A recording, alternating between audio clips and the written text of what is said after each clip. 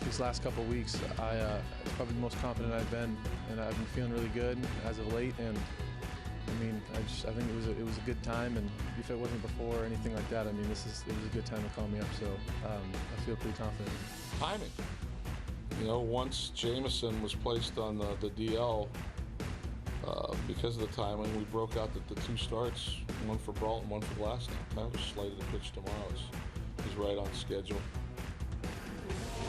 On schedule to start today as the Pittsburgh Pirates conclude their 9-game, 3-city road trip, and what a trip it has been.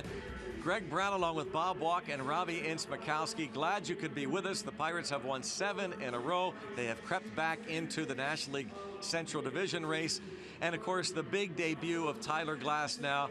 We made certain that we had a Hart High School product join us in the booth, because I think you are as excited as any of us, Bob, to see a guy who went to your high school make his major league debut today. Yeah, it's kind of neat for me to be able to see this, and it's not just any guy. It's Glasnow, and he's been so highly touted.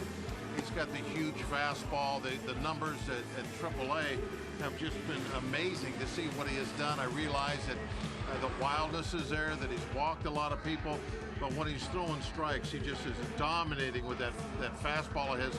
Can just rear back and just throw it by people. Huge strikeout total. So I really can't wait for this afternoon. 7-2, a 1.78 ERA in his 17 AAA starts at Indianapolis with 113 strikeouts. Yeah, a bunch of walks, but that might just come with the territory. Sure. You know, when you're that big, that tall, and you throw that hard, yeah, sometimes you can kind of lose yourself out there mechanically. But as he gets older and learns more about his body, learns more about the wind-up and all that stuff, the control will come. I mean, Randy Johnson was awfully wild when he first got to the big leagues, and he got it figured out. Hopefully the same thing will happen with Glasnow. He is the 5th pitcher to make his major league debut for the Pittsburgh Pirates this season. But as Bob just mentioned, very, very highly anticipated start for Tyler Glasnow. Bucks look to keep it up. Pirates and Cardinals from St. Louis.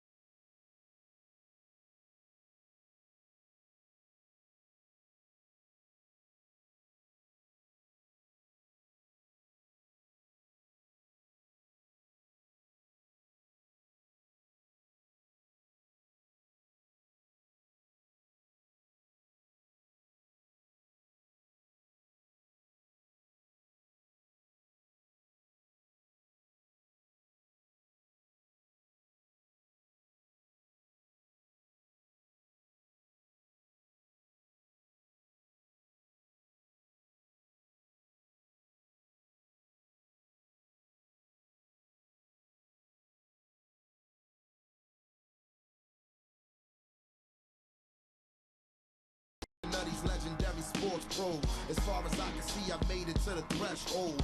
Lord knows I waited for this a lifetime, and I'm an icon when I let my light shine. Shine bright as an example of a champion, taking the advantage, never copping out or canceling. It's crazy. I've been dreaming about it for a while, and it's just nice to finally happen. I'm really excited. One love, one game, one desire, one flame, one bonfire, let it burn higher. I never show signs of fatigue or turn tired, cause I'm the definition of tragedy turned triumph.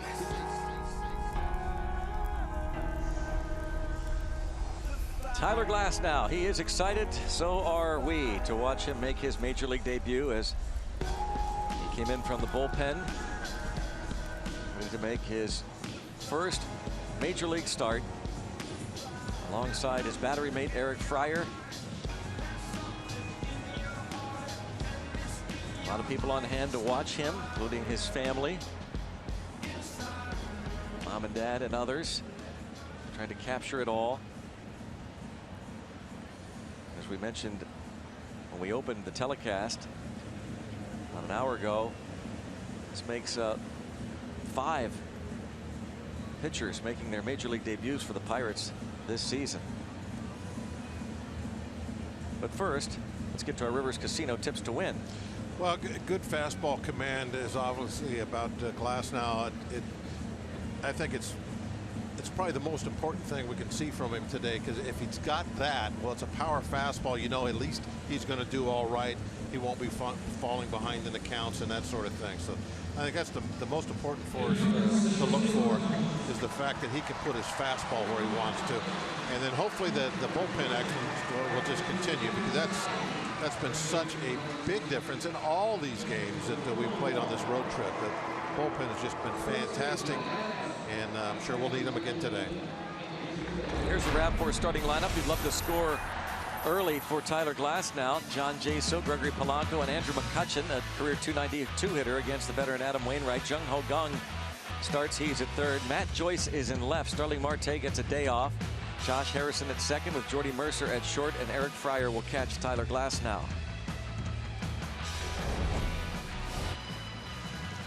John Jaso will lead things off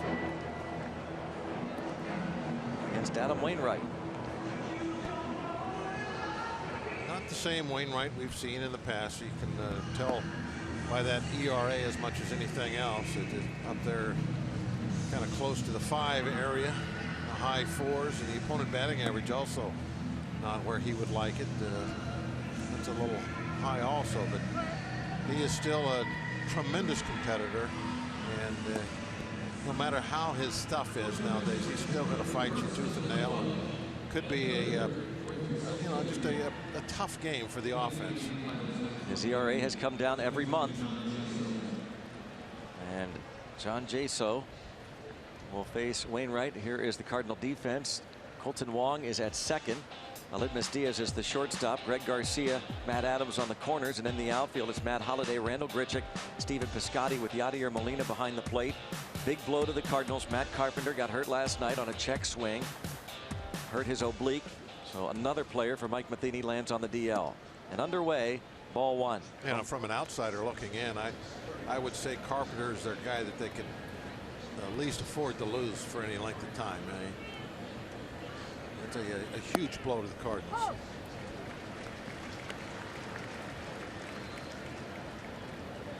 They also have, sorry, Bob. I was going to say they had tons of injuries last year, and they still were able to win over 100 games. Their pitching staff was pretty amazing last season. Fort McHenry. Michael McHenry is back in the big leagues. He's now on the bench as a backup catcher, with Ryan Pena being placed on the disabled list officially today.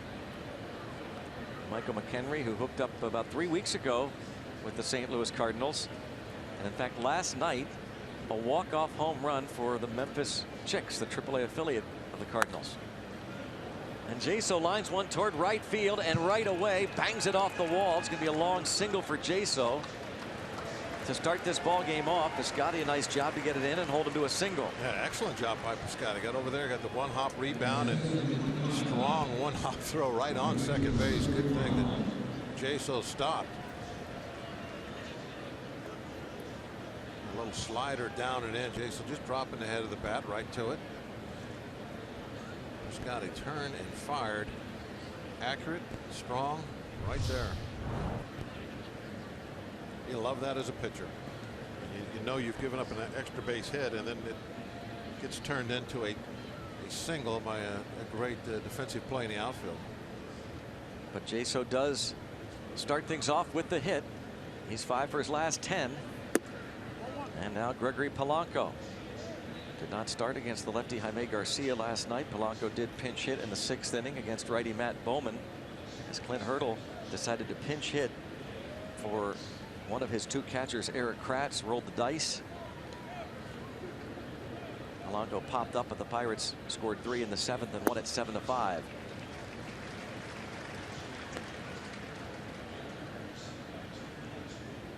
No stranger certainly to the Bucks. Adam Wainwright, 11-7 lifetime versus Pittsburgh, career ERA of 4.30.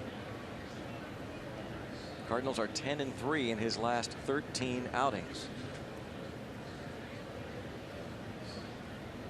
This is his 3rd start this year against the Pirates.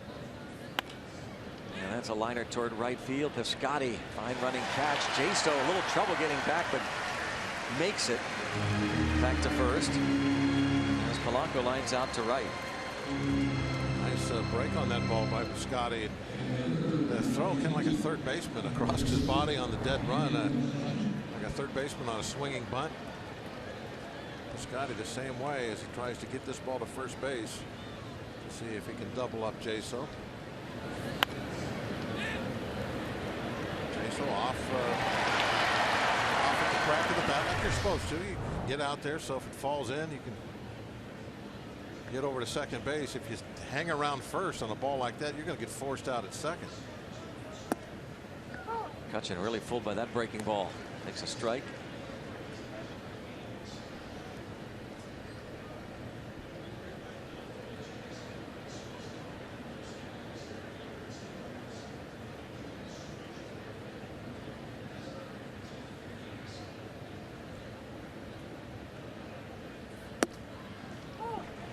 Two.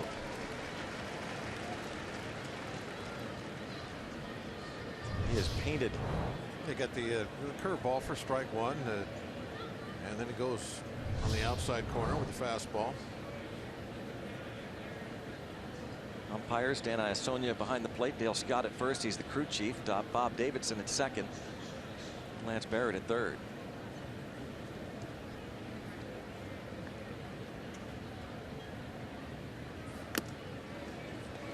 Barrett was hearing it from both sides last night. Mainly the hitters. He had a big strike zone. Given everybody that went to the mound the benefit of the doubt on a lot of those closer pitches. Hitters did not like that. Especially that guy. And Holiday. He wasn't thrilled. David Freese wasn't happy either. 0-2 the count. Need to keep Jaso close.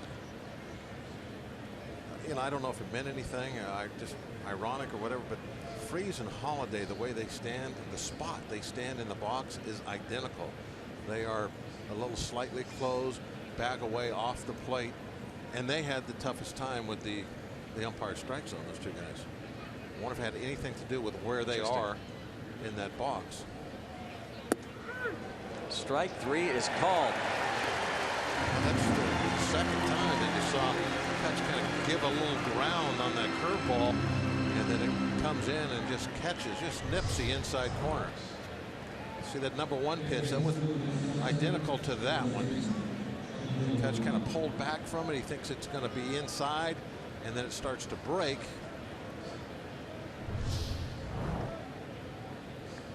Wainwright pitched him tough. And now Jung Ho Kang. Last 10 starts against the Pirates, Adam Wainwright has gone at least 6 innings.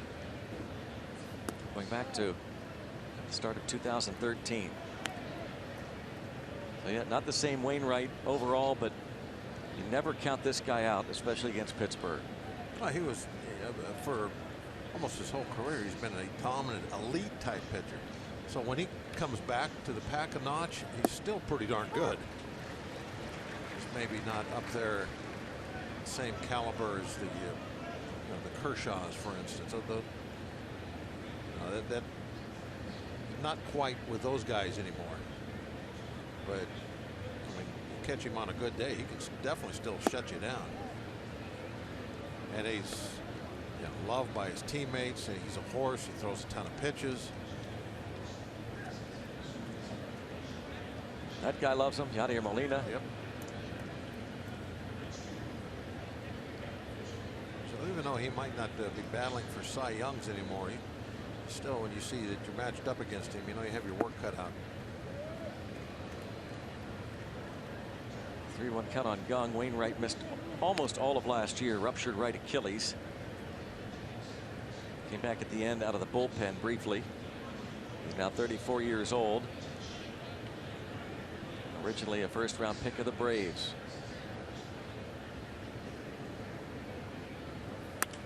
Gong.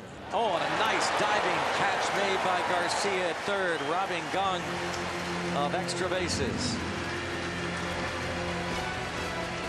Tyler Glasnow takes them out.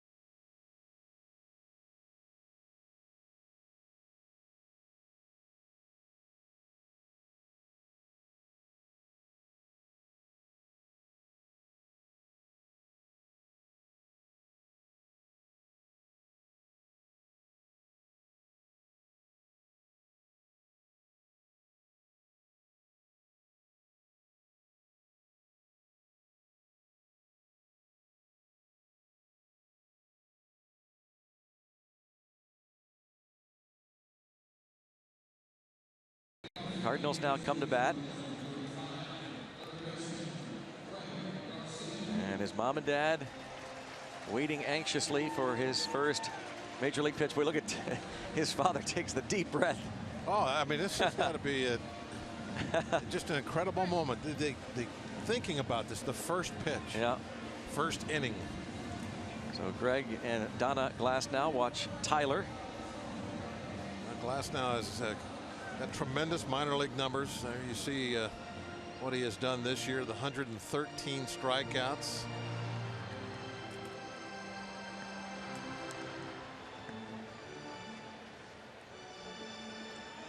One of the highly anticipated starts for Pirates pitcher. We check out the Cardinals starting lineup. Redbirds are now 43 and 41 on the year. Greg Garcia, Aledmus Diaz, last 8 games, .419 hitter. Matt Holliday, Stephen Piscotty follow. Then it's Matt Adams, Yadier Molina, Richick, Wong, and Wainwright. And here we go. Ball one. Dad, Greg, just kind of wiped a tear from his eye there. 1-0 count. It's kind of humid today, huh? 1 ball, 1 strike.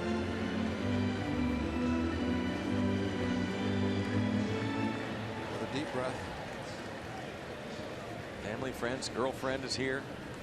1-1 on Greg Garcia. Glasnow, 22 years old, 6'8", 225 pounds, a 5th round pick in 2011. Becomes one of the tallest pitchers in Pirates history. And it's 2-2. Garcia hitting .344. Familiar with that town, Bob? I know a little bit about Newhall. And a full count as that fastball missed. He did walk a bunch, 52 in 96 innings, along with 113 strikeouts.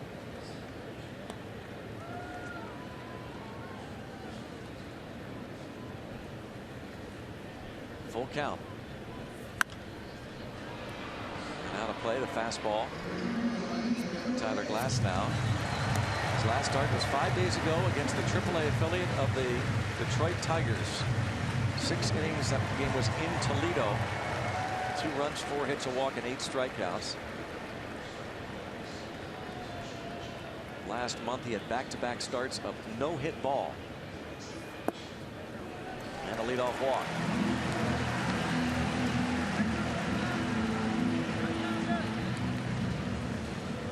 Glasnow walks the leadoff man, and interestingly enough, one of those starts last month where he pitched no-hit ball, 6 innings, no hits, no runs, but 6 walks to go along with 6 strikeouts. He said after the game that he felt a lot better in the stretch than he did in the windup. Said he has for the last couple of years.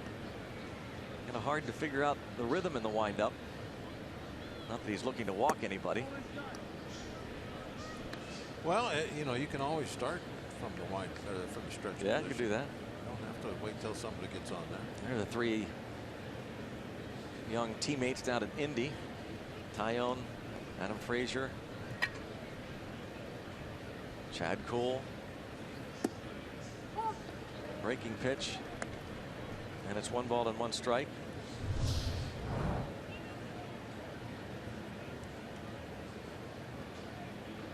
Little sweeper right on the corner.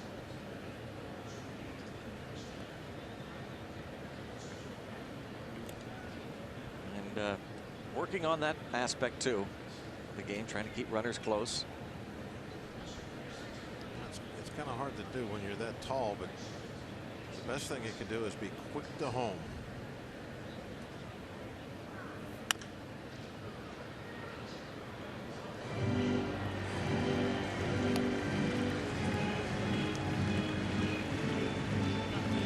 Somebody made a nice play, apparently.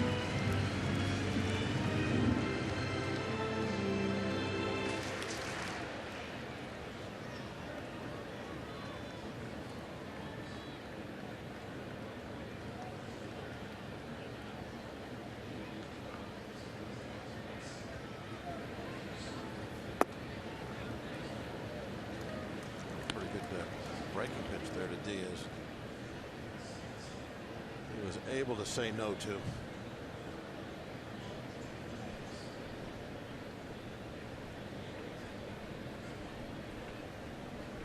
Wants to throw it again. Early shakeoff. Line deep to left field, but foul. Aledmys Diaz, who homered last night off of Jeff Locke. Be very careful, I think, shaking off Fryer. I mean, he knows these Cardinal hitters probably like the back of his hand. He's been in their dugout all year.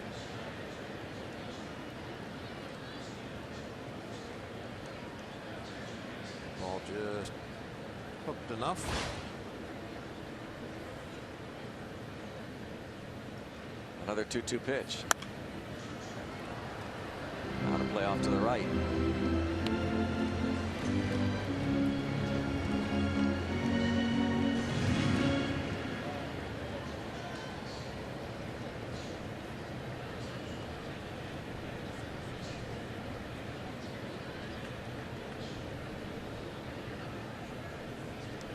There goes the runner. Foul tip, strikeout, but a stolen base. So there's his first strikeout in the big leagues. Should have been catcher's interference, I think, or hitter's interference, interfering with the catcher. Let's see. I can't believe that. You know, I mean, if you try to throw this ball, watch Diaz. Well, he's right on the top of the plate. How can Fryer? Oh, he dropped the ball. That's what happened. But how could he have made a throw? Couldn't have. Look at that. I would have at least complained. Yeah, might as well. I mean, he stepped right on top of home plate. totally took your throwing lane away. I don't get it. You know, you could like tried to make a Sure. throw and make a little contact with him, and yeah, Then complain. I think you're going to get a call. Pickoff try. Garcia's first steal of the season.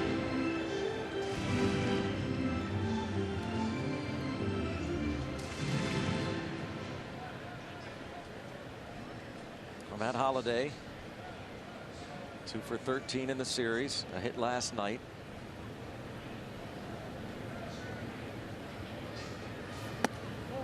This is the first real big matchup for Glass now in terms of an established major leaguer. Aledmys Diaz, the rookie, having a fine season, but Matt Holliday won a batting title with the Colorado Rockies a few years ago, and it's always been one of the tougher outs in baseball.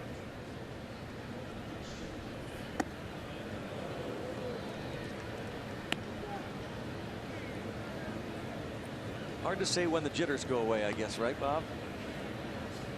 He can stay with you for an inning or so, or Well, yeah, it depends on how the game's going. Yeah. If you're throwing well and you get in one of those grooves, then okay, the jitters they will disappear. If you're kind of scuffling a little bit with control or something like that, then no, they're not leaving. breaking pitch for a strike. The breaking pitch has been his best command pitch so far. Dropped that one in there 2-0.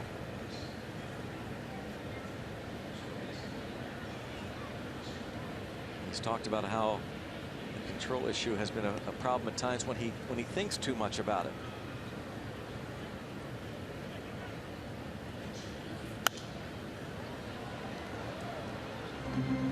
You hear that so much that you want pitchers to be aggressive.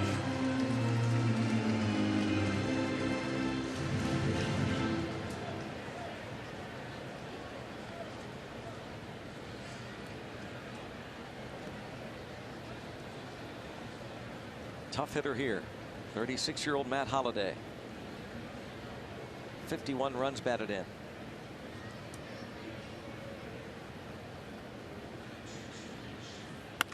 And a ground ball to short. There was a play at third, but Mercer went ahead and throws to get Holliday for the second out. And bring up Scott. He looked right at him. Yeah. Certainly looked like he had the out at third base. I mean, that's a bad base running decision by Diaz. A ground ball in front of you, you're never supposed to go to third on.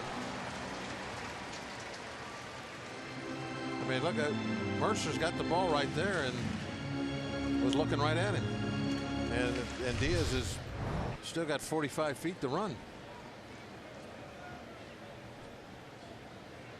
Garcia, I mean. Now Stephen Piscotty.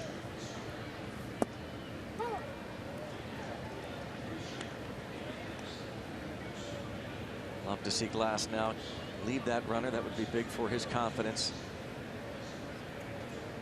as he makes his major league debut here in St. Louis. Check to swing, blocked by Fryer.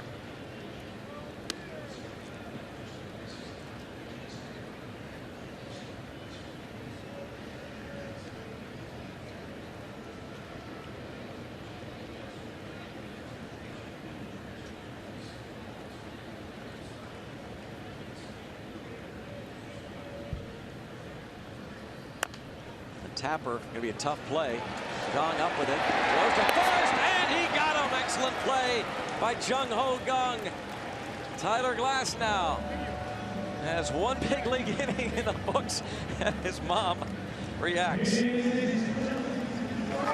Ho Gong makes a big league play for the rookie Tyler Glass now, and keeps the Cards off the board.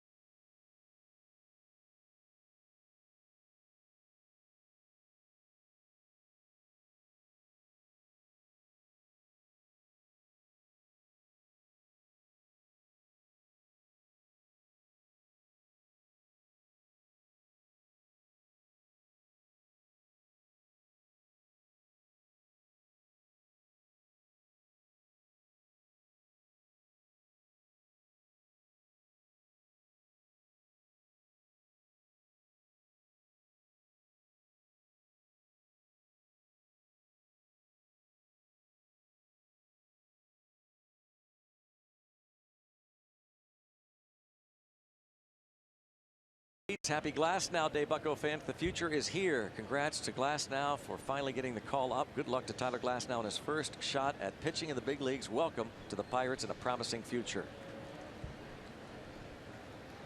Well, that'll help Bob with the Got jitters, through right? that first one, yep. Pretty good shape. The breaking ball actually is kind of the pitch pitch so far. Yeah, not really breaking out the big velocity to this point either. We're seeing 93 to 95 range. Well, it was a relief certainly for Glasnow and his mom and dad, Greg and Donna. Watch her react. Shoo. Broken bat, flare, foul. Matt Joyce getting the start over Starling Marte.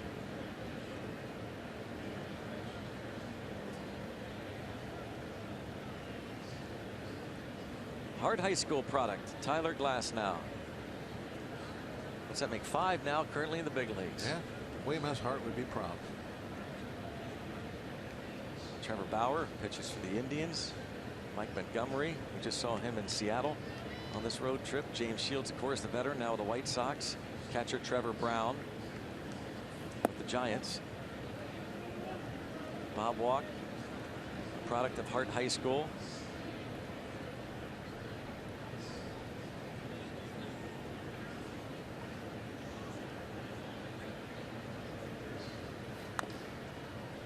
Full count. That got a piece of the home plate umpire. I think that's a dozen pitchers now of players who attended Hart High School. Along with Tyler Glasnow, you see the other names. Some spent just a little bit of time. Might remember Chris Valleca with the Reds and Cubs. He was there for about 4 years. Andrew Lorraine pitched from '94 to 2002, parts of 7 years in the big leagues. Joyce with a fly ball to center field, hit well. Grichuk back toward the wall, and he cannot make the play as it bounces off that padding and into second base with a leadoff double. Matt Joyce. Well, Jaso led the game off with a single off the padded wall and right, and now Joyce over Grichuk's head for a double. Yeah, a little easier to get this double because it's center field, obviously a little further out there, so a longer throw to make. And the bounce wasn't handled well off the wall.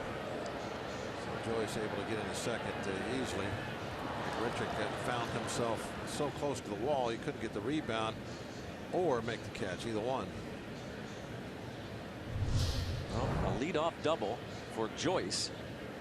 This is something that you, Bob, and I know John have been talking about a lot, about how the Pirates have approached their at-bats, the smart hitting and the smart at-bats.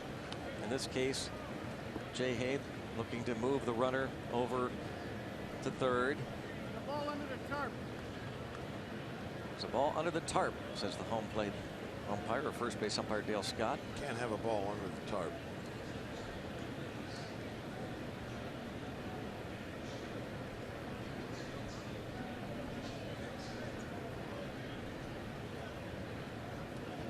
Tuesday night, one of the ways the Pirates came back to win was that approach, moving runners.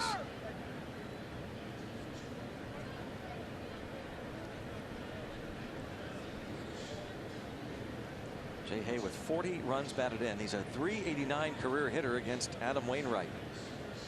3 for 11 in this series. Just pokes it to shallow right and right center. Joyce is going to try and tag, and though he does not run well, he will get to third, and thanks to the netting along the railing by the dugout, the Cardinals are saved. Otherwise the Pirates will be leading 1-0. In the old days, that's a run. Back before they put the fences up in front of the dugouts. And Wainwright, he is really good at doing all these other things. And I think he was just surprised, so he was a little late getting over to back this up. As were we. The Joyce went to third on that. And that ball wasn't deep into right center. Well, if you're going to take a gamble, that's when you do it. When there's one out.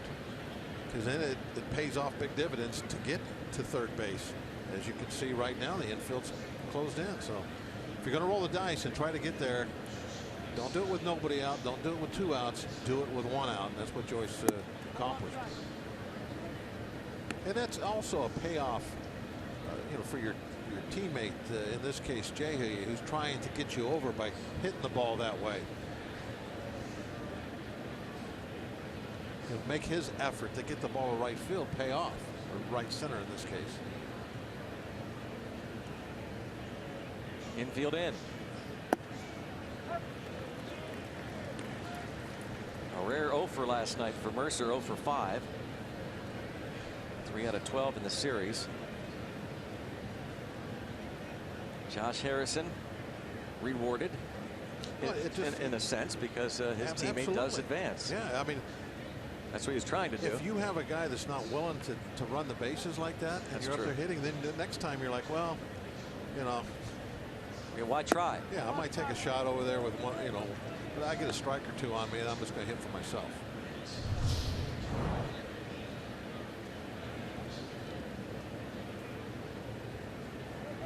Ball kickoff. You can see Wainwright just kind of standing there in the coach's box. Ideally, you want to be standing in front of the dugout on that play, but he was a little. Dribbler, here comes Joyce toward the plate, and Joyce is going to reach, and Mercer almost reaches first. As Adams had a little bit of trouble, took a stab at Mercer, then turned it through to first. 1-0 Pirates. Mercer gets the RBI. But Joyce is causing havoc. Yeah, Matt Joyce. Havoc. I mean, this is he's running the bases like he's one of the fast guys out there. Just puts a little pressure. I mean, quite honestly, he's one of the slower guys on the team, but that's a great example, Bob. You don't have to have great speed. Absolutely. You don't have to be a speed guy to be a good base runner. In that case right there, going on contact, and because the ball ended up being a little slowly hit, there was no choice. If you wait a little bit and try to read things, you can't score on that. But you go on contact. Now, if it's a normal hit ground ball right to Adams, he throws home, and you're going to be out. Well, now you got to get that run down so Mercer can get to second base. Now you haven't lost much. There's still a runner in scoring position. It's going to score on a base hit. Oh, look what I found. Eric Fryer. Right back to the box. 1-0 Pittsburgh.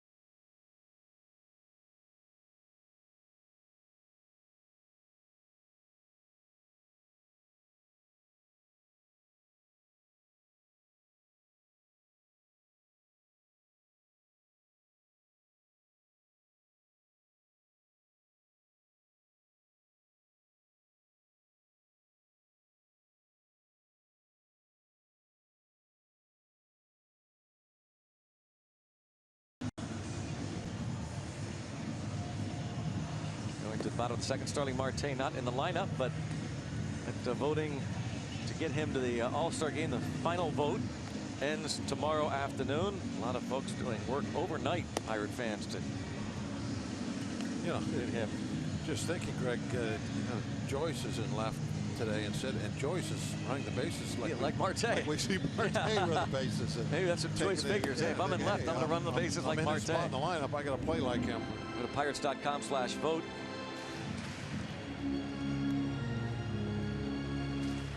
You can also text N4 to 89269. N4 to 89269. Vote Marte in. Tyler Glasnow walked Greg Garcia to start his career, then struck out Aledmus Diaz, ground ball. The bat of Matt Holliday and Stephen Piscotty. Retired on a fine play by Jung Ho Gung. Now Matt Adams.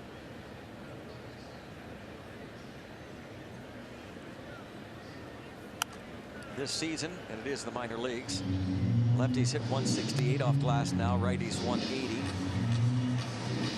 Last year they hit just 149. Did left-handed hitters. Righties hit 277.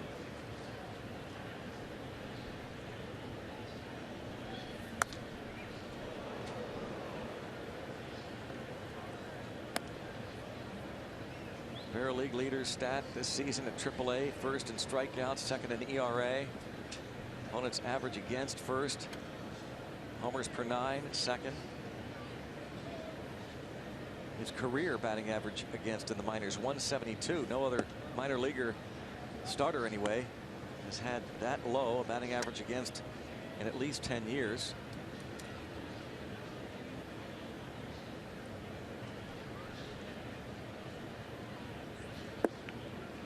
So again, 6'8", Tyler Glasnow. Pirates had John Holtzcomb pitch in the big leagues for parts of a couple years. The tallest Pirate ever at 6'9". Jared Hughes is 6'7". Hit the other way to Joyce.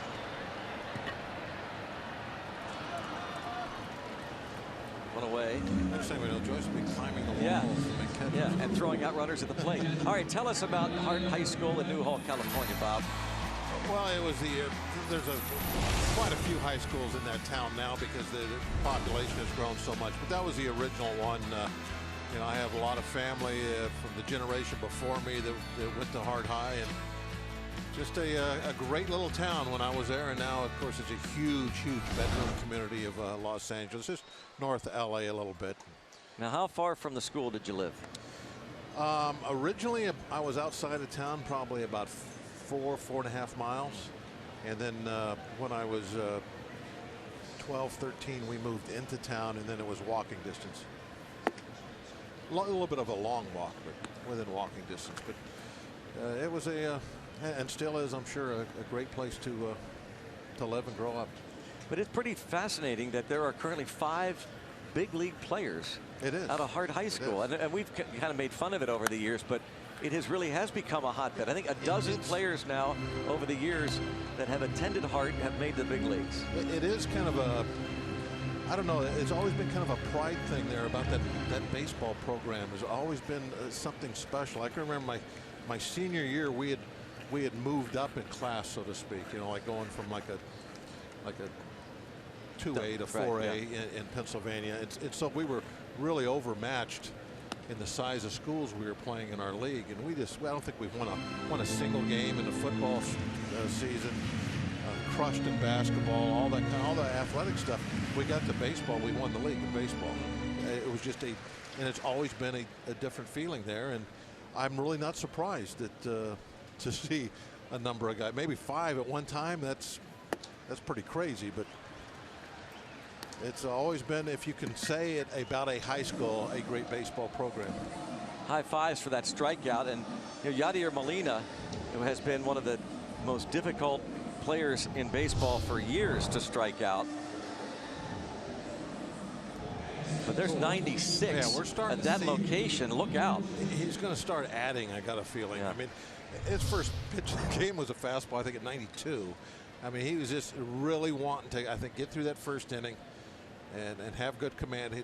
He could get on a real roll and start turning up that velocity, I got a feeling. Randall Grichuk, 2 hits last night, just back to the big leagues after demotion to the minors, and popped up. Eric Fryer tries to find it, and it will be out of play.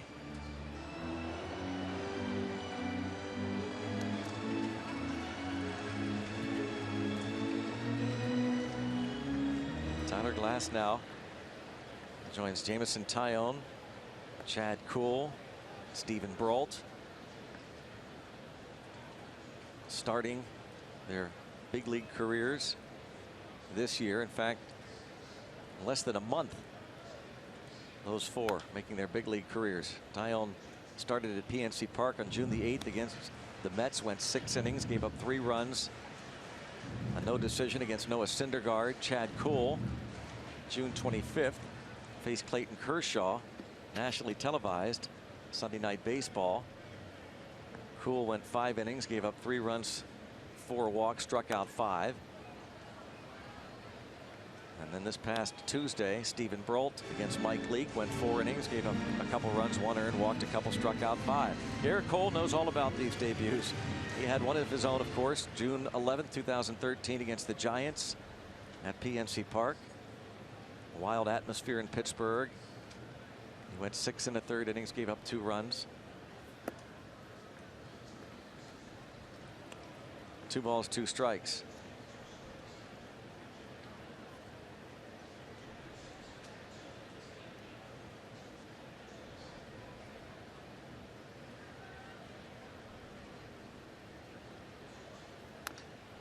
Just gets a piece of it.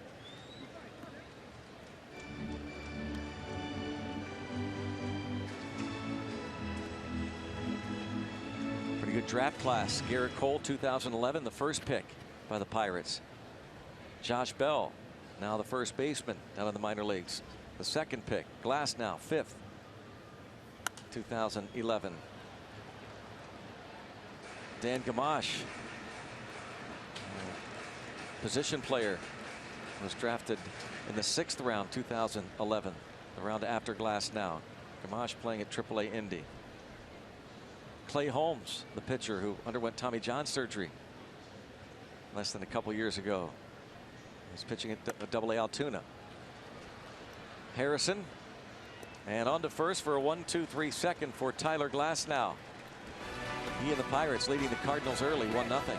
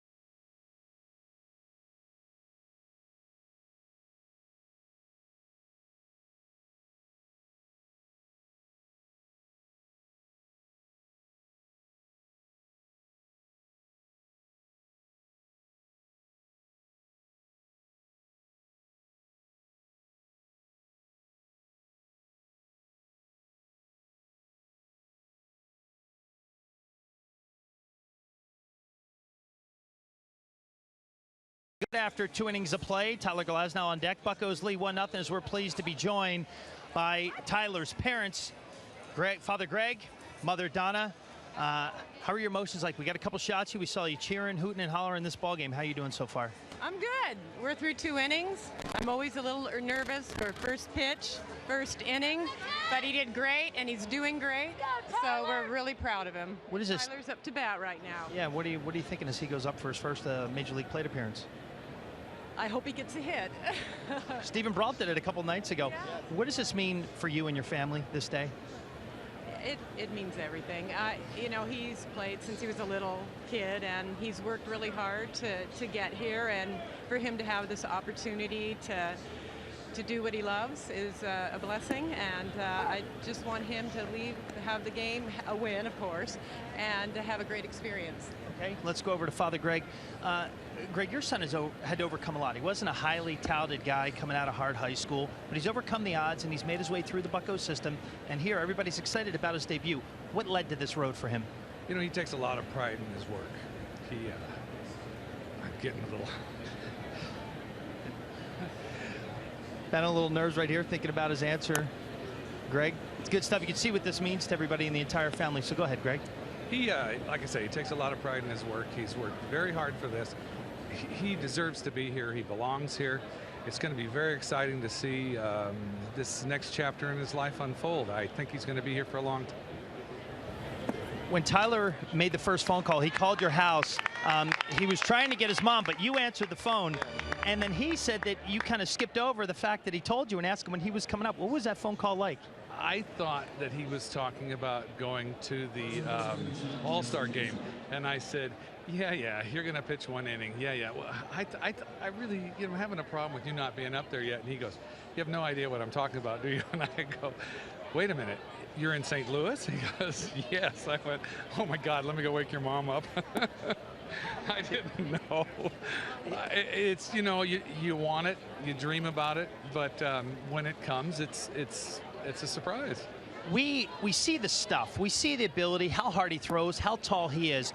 What drives him and makes him as successful as he has been? I think his mom is really focused, and his brother is very athletic. I think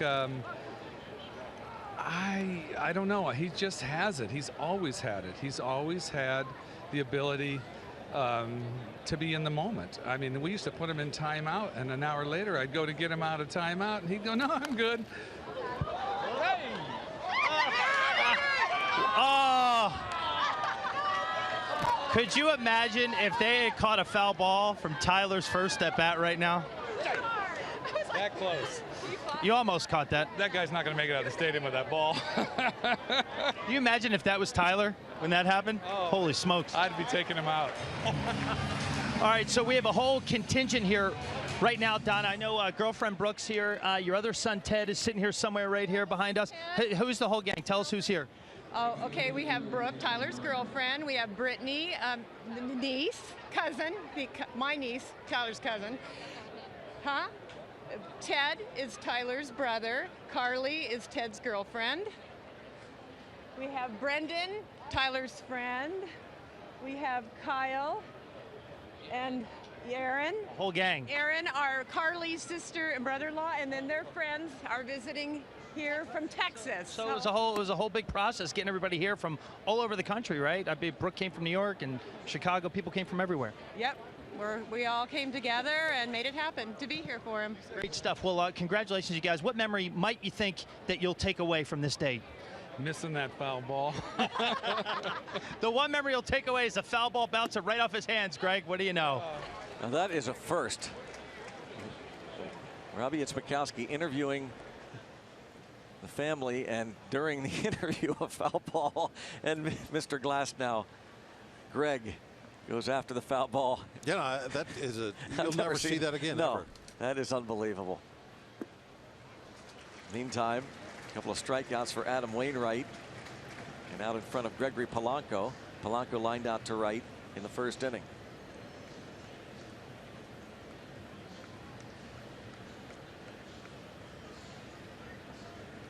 Great family. Good stuff. 2-2. On Polanco, Bucks getting Glasnow that run thanks to Matt Joyce. The double to lead off last inning, went to third aggressively on that fly ball to shallow right center, and then scoring on the bouncer to the first baseman Adams. And a roller to Wong. And on to first, wide throw, but easy for Adams to apply the tag. So the Pirates go down in order in the top of the third inning. Tyler Glasnow will be coming back to the hill, and we'll watch again. Watch Mr. Glasnow. He wants that baseball. Oh, in and out of the hands.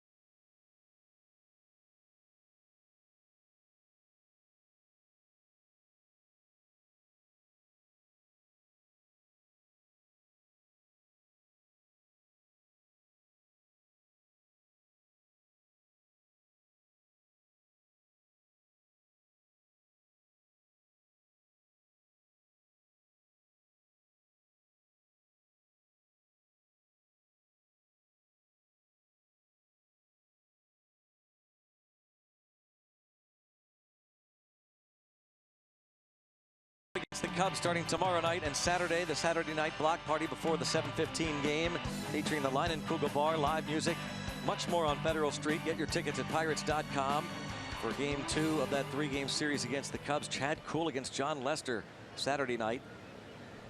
Jake Arrieta tomorrow night for the Cubs against Francisco Liriano. As Tyler Glasnow goes to work in his third inning. Colton Wong takes strike one.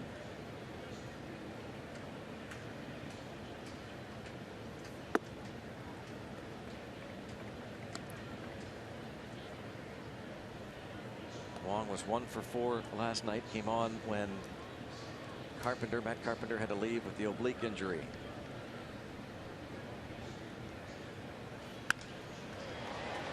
McCutchen over, and a fine catch into left center.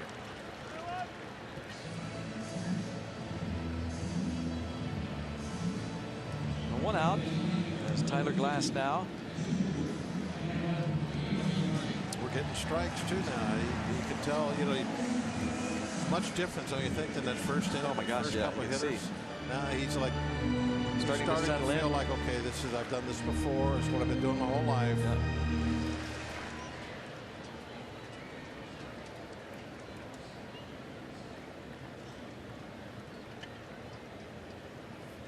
We just saw a shot there of Ray Searage, and Bob, you know, the parents, of course, watching the son pitch. We just saw Tyler's mom and dad. What's going on here with Wainwright? Something in his eye, I guess, and Sonia checking on him. But it's almost like the pitching coach is a parent to a degree. Oh yeah, absolutely. That's the kind of relationship that he has with, especially, I think, with the younger guys when they come up. Yeah, 22 years old. He's definitely, with all these young pitchers coming up and seeing their debuts and everything, it's a different feeling, I'm sure, for Ray. You know, it's a challenge in one way, and in another way, it's like just a fulfilling thing to be able to go up there and teach these guys, put your arm around them, and see them fulfilling their dream. Talking with Nick Leyva.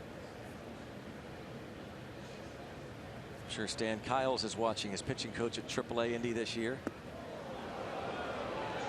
And a breaking ball that didn't break. 2-2.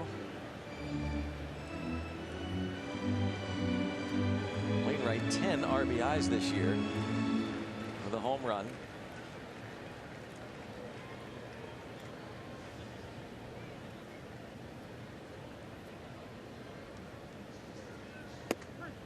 Strike 3 called. Is that breaking ball again? It's his 3rd strikeout, 1 time through the order. He has done a very good job of throwing that pitch for strikes. Well, that was Wainwright-like. He had to like that, or appreciate it anyway. Point Park University tweets, watching Glasnow's dad is what this is all about. Of course, Mr. Glasnow got very emotional there talking to Robbie. How cool to see dad get so overcome with emotion with the success of his son. Impossible not to root for this kid. Fantastic moment on TV with Glasnow's dad starting to cry, talking about son's development. We all can only imagine how our dads would react. Not a peep about dropping the foul ball. No, I thought we were getting some tweets. Yeah, about that. Yeah.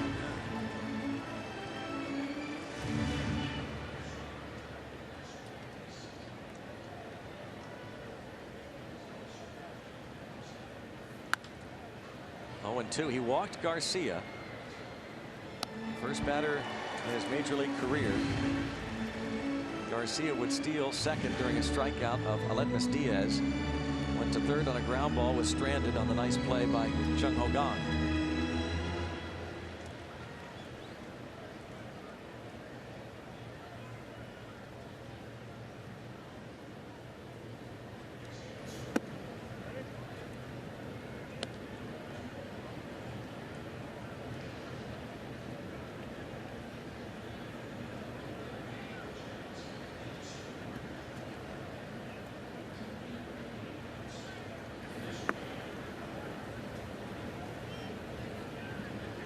Two and two. Far enough. Go after him. You can't walk anybody if you never get the 3 strike or 3 balls. 2 and 2 is far enough.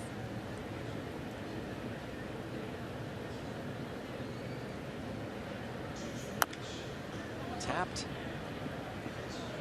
And that's going to do it. Greg Garcia, what he thought. He was standing there. I don't know what he thought. Yeah.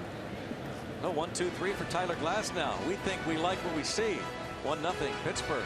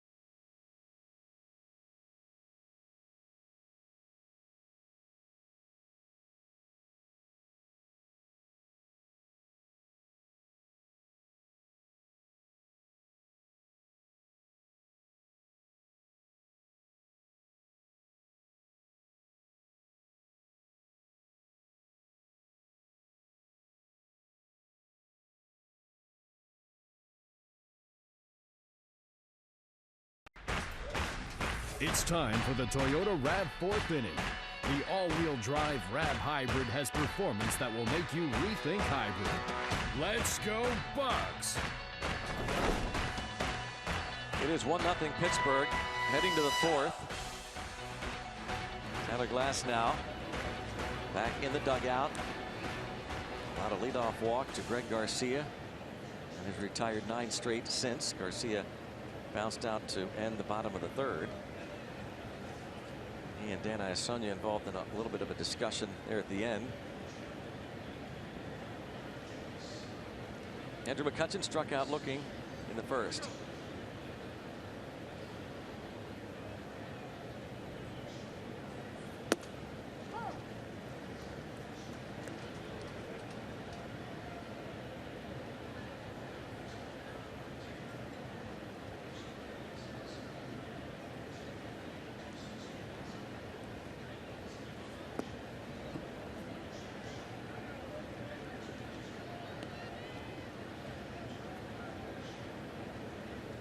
Wainwright, who came off a strong performance against the Brewers, 7 shutout innings 5 days ago here at Busch Stadium.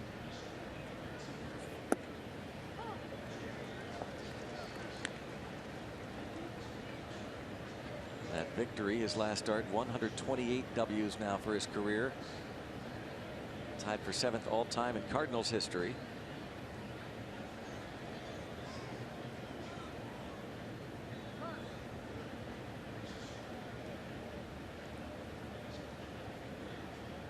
One and two. As many times as these two have been a battery, Molina and Wainwright, you see, they still couldn't get together on a pitch there. It's kind of funny. They had to shake him off a number of times. Finally, they had to step out. You'd think by now they'd be able to read each other's mind.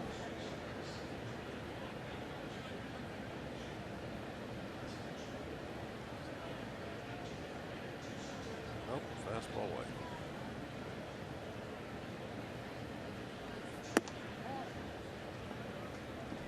Didn't miss by a lot. 2 and 2.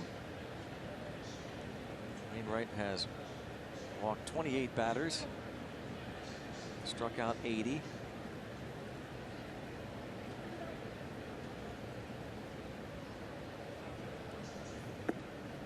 Gets McCutchen there, chasing.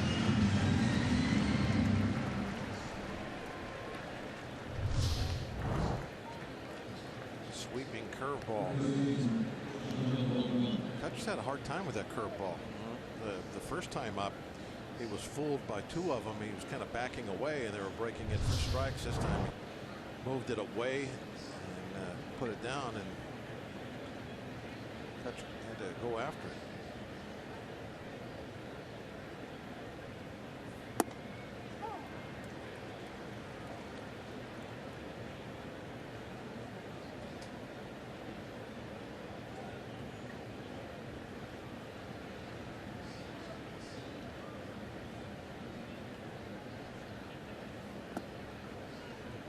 A strike on Gong, who lined out to third base in the first inning.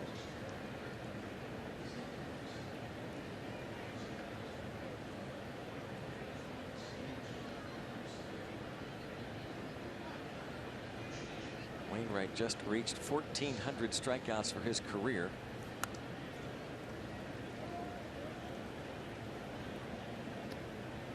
Six wins shy of matching Dizzy Dean for 6th on the all-time Cardinals victory list. He has been a horse over the years. Very slow start to this season, coming back from missing just about all of last year. Has shown flashes of the old Wainwright.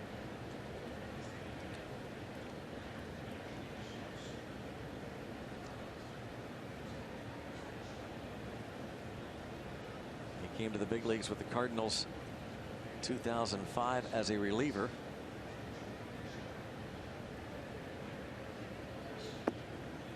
Full count on Gong.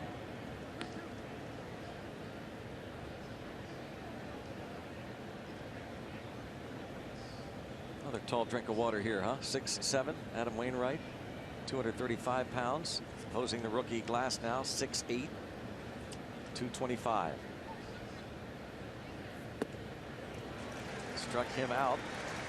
Back-to-back Ks. And he's got the strikeout pitch going now as he's punched out 4 of the last 5 Pirates he's faced. A reminder, Starling Marte, get him into the All-Star game in San Diego. Go to pirates.com/vote. Cast your 2016 Insurance MLB All-Star Game final vote. Voting ends at 4 o'clock tomorrow. Get a special ticket offer this weekend by going to pirates.com/vote. Vote now. Major League Baseball is keeping track of all the votes being tabulated almost for a 24-hour stretch, going back to yesterday around this time. He and Brandon Belt have gone back and forth. The Giants first baseman.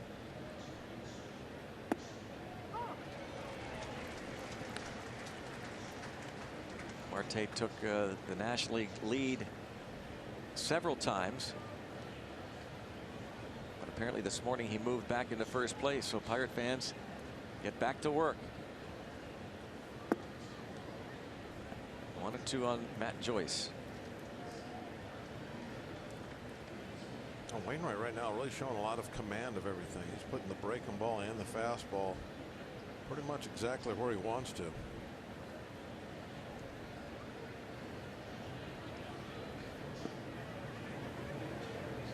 Those last two, he's meant to throw them down there. He's looking for a swing and a miss, a chase on that curveball. Remember, Joyce led off the second with a double off the wall in center.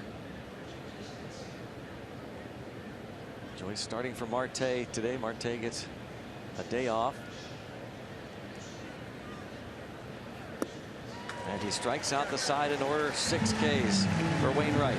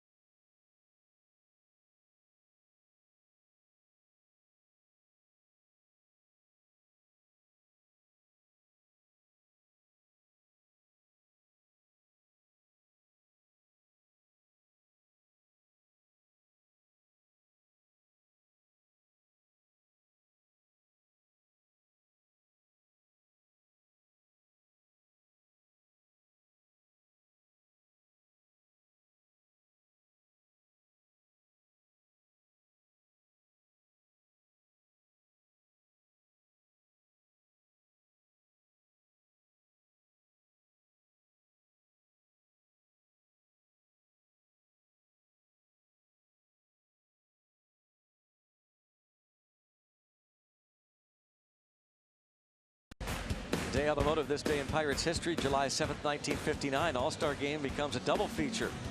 A new 2-game format adopted. First game played at Forbes Field in Pittsburgh. The National League won 5-4 after the first pitch was tossed out by then Vice President Richard Nixon. Smokey Burgess, Elroy Face, Dick Groat, Bill Mazeroski representing the Pirates in that first of 2 All-Star games. Scheduled another one later in the season in LA. Aledmus Diaz takes strike 1. Another breaking ball dropped in there. Get ahead, strike 1.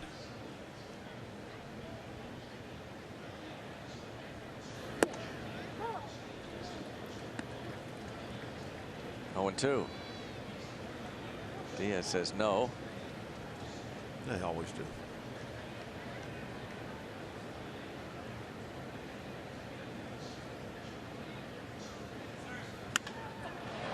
Deep to left.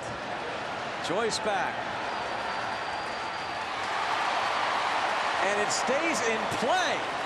After hitting the top of the wall, Diaz ends up with a triple.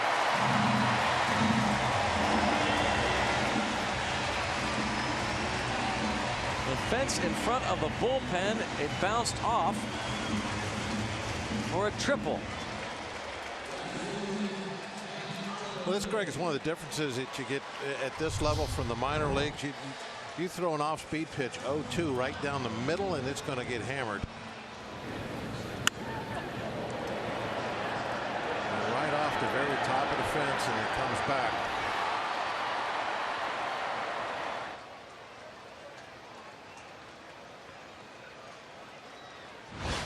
So for the time being, the Pirates still have the lead, but now Matt Holliday.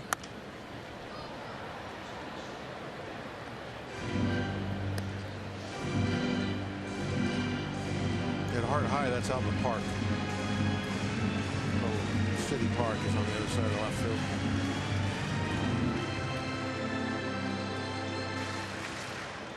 Bus garage is in right center. The what? Where they keep the school buses. Oh, I see. Maybe not anymore,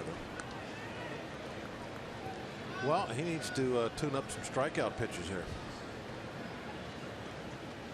Runner at third, nobody out.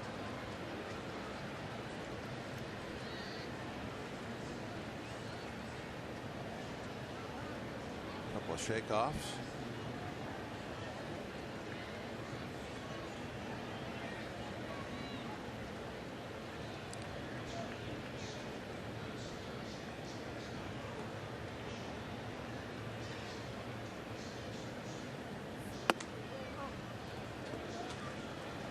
That should have been strike three. Wow, that was right there. Yeah, I know.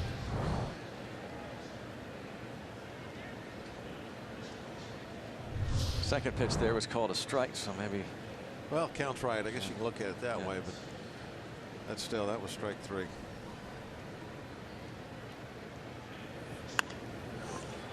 And nice little pick there by Gung. The runner does not break, and another pick on the other end by Jaso. One out.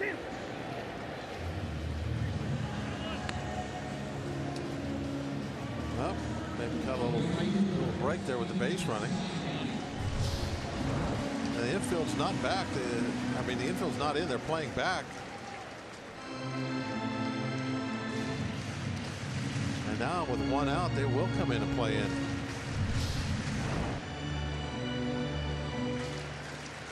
Jung-Ho Kang, an excellent play and a nice pick on the other end by Jaso, and now Piscotty.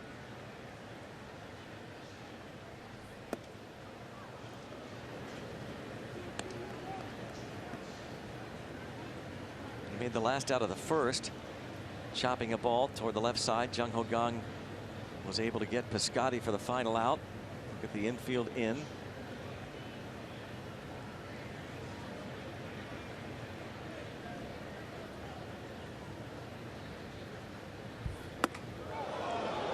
Hello. 1-1.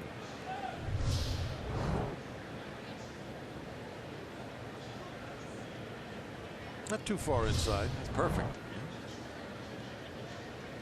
I mean, he could have not moved and not been hit. Yeah, that's right.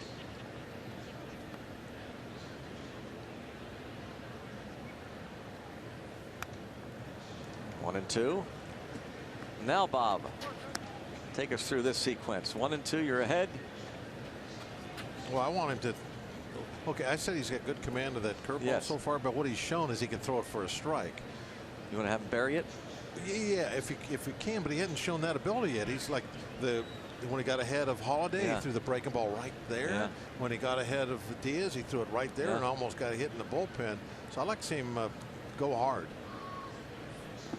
Or if he could do that, then now that's what you would like to see if he can get a chase there. He did not get the chase, the check swing. I just was afraid that if he tried to throw a breaking ball there, he was going to leave it up. Yeah, throw it over the plate for a strike, and when the hitter is in a 2-strike approach, man, that's going to hurt you. Now it's 2 and 2. I still want him to go hard. You know, throw that fastball upstairs. See if you can get it by him. He got him to chase the first pitch, fastball up. Fryer calls for it, but now Glasnow wants to throw the breaking ball again. Hook again. Careful. And a bouncer foul. Right down the pipe. Almost the same location. Yeah, now last time he threw a curveball right there, it got hit off the wall or at the top of the wall.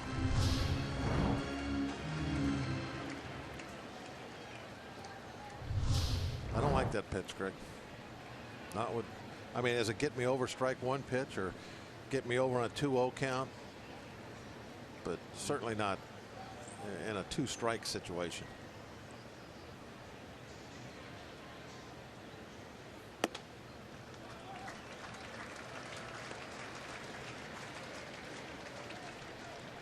Three and 2 on Piscotty.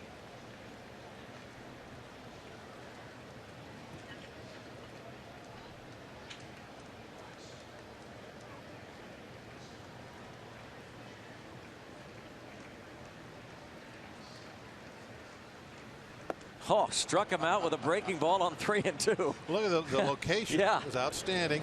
Now, once you get back to 3-2, now it's not so much of a pitcher's count. Now it swings back to more of a hitter's count, and they start thinking, okay, now I'm going to get something to hit. But that's a beautiful spot for that pitch. Beautiful spot. Family liked it. His 4th strikeout. Runner still at 3rd, and now it's Matt Adams, who hit a ball to the warning track in left, leading off the 2nd.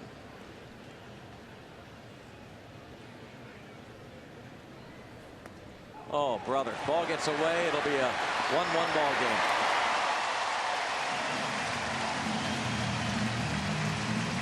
That's too bad. I mean, after that great sequence with Piscotty up there, to have that happen.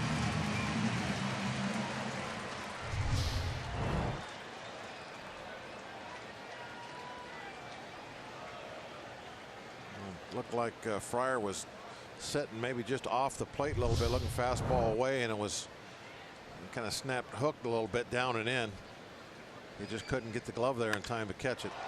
Line toward left, Joyce back. Well, Adams lines the ball to the warning track. Triple for Diaz off the wall. He scores on the wild pitch. It's 1-1.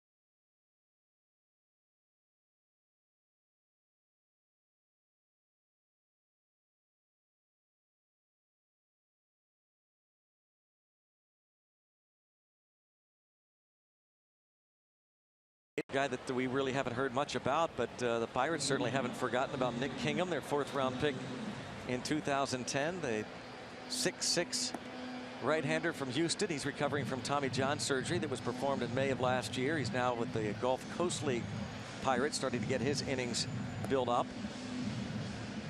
And we would think before too long he would be assigned to a minor league affiliate, so we might see Nick Kingham at some point this year. It's been a kind of a rookie crop, and Eric Fryer with a little fist bump, his battery mate Tyler Glasnow. The triple and a wild pitch tie game. Adam Wainwright has struck out 9 in a row, rather has retired 9 in a row, has struck out 5 of the last 6.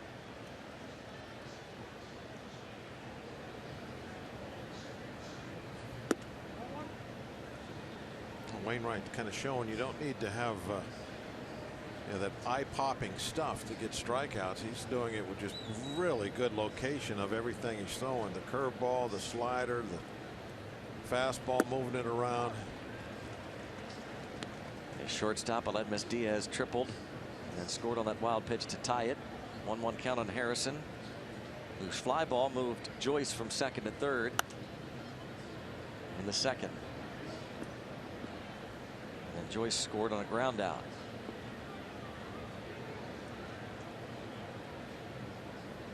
Cardinals trying to avoid the sweep. Pirates have not swept a 4-game series here in St. Louis since 1997. And to right, Piscotty.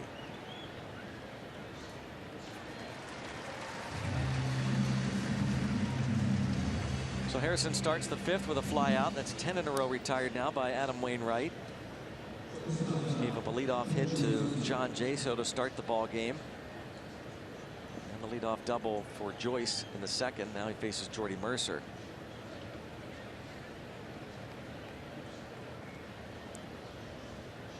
Mercer's bouncer to Matt Adams brought in Joyce. His 30th RBI.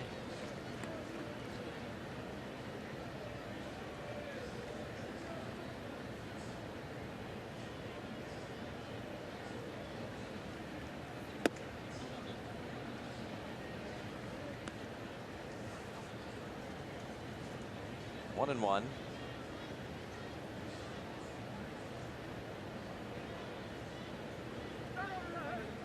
Time is called. Bucks are heading home tonight. Get ready for the Cubs tomorrow. While these Cardinals will head to Milwaukee. Finish up first half before the break against the Brewers. The Cubs are playing a makeup game tonight against Atlanta.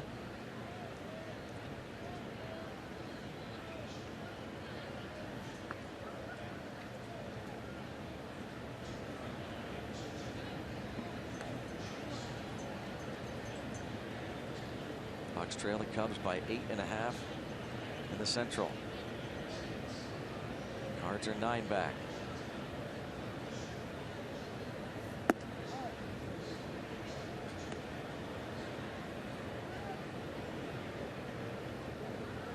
Three-one count on deck. Fryer.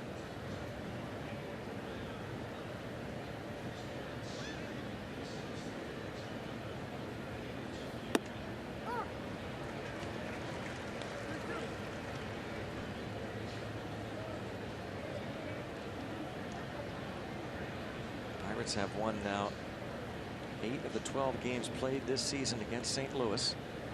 5-1 here. And first walk for Wainwright.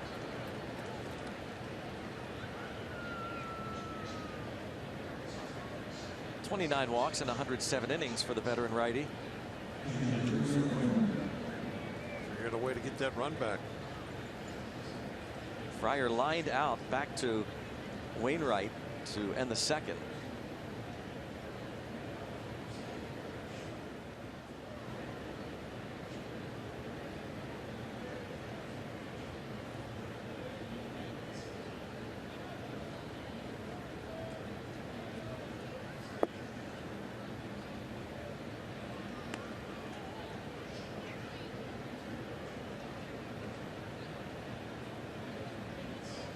Fryer back with the Bucks. Started this season with St. Louis.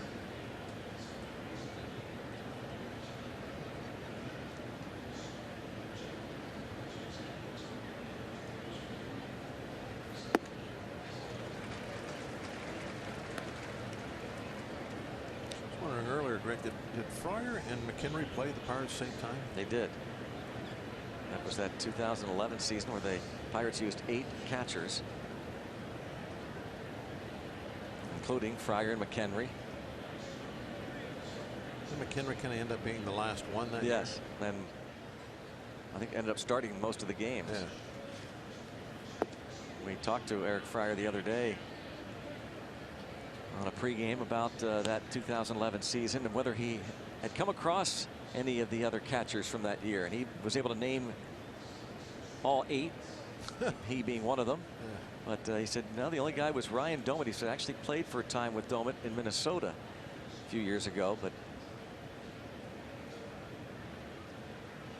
today he crosses paths with Michael McHenry once again. Fort. 3-1. You know, when you look back on this team's recent history, the turnaround from the 20 years of losing and now working on a 4th straight year of contention and into the postseason. One defining moment might be that Michael McHenry home run against the Chicago Cubs. Carlos Marmol at PNC Park. 2 outs. His first career home run. That was an unforgettable night. Yes, it was.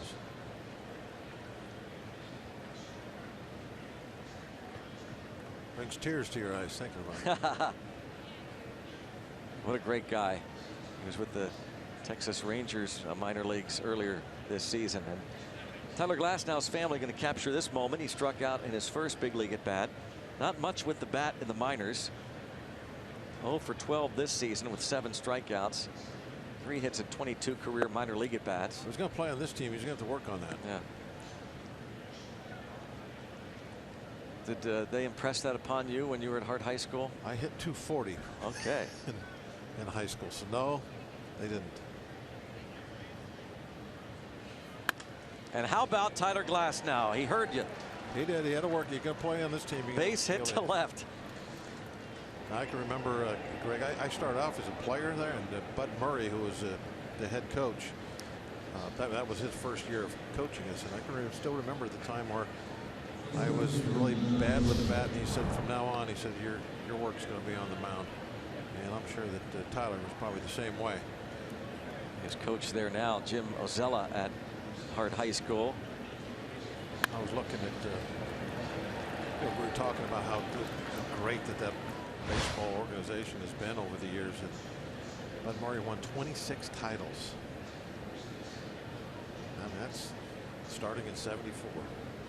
His first year was your graduation year. That was Family reacts to the first big league hit. And Mom captured it on the phone, and they'll keep that. Very important keepsake for Tyler Glasnow. And he's now on board for J-So, an 0-1 count. Pirates try and get the lead back. And in on him, and he takes it in the air to right. Move to the bottom of the 5th, still 1-1.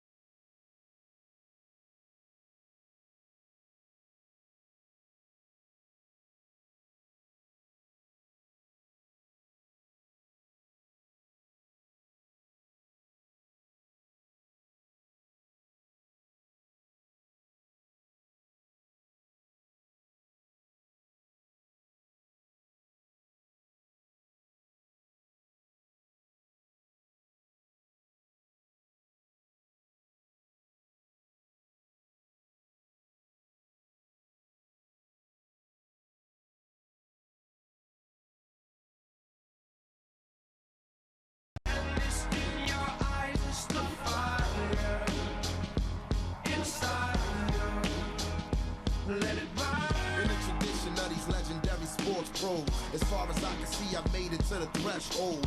Lord knows I waited for this a lifetime, and I'm an icon when I let my light shine. Shine bright as an example of a champion, taking the advantage. Now I'm copping out of canceling. It's crazy. I've been dreaming about it for a while, and it's just nice to finally happen. I'm really excited. One love, one game, one desire, one flame, one bonfire, let it burn higher. I never show signs of fatigue or turn tired, cause I'm the definition of tragedy turned triumph. A nice, cool music piece there from our associate director Tyler Graham. Put that together. A lot of work on that, and Tyler Glasnow working on his first major league start. Just gave up his first big league hit, the triple that was so close to being a home run off the bat of Aledmus Diaz. Was hoping to strand him at third base, but uncorked the wild pitch with 2 outs. Now he's got as many hits as he's given up. Yeah. Getting a lot taken care of this afternoon. First big league hit.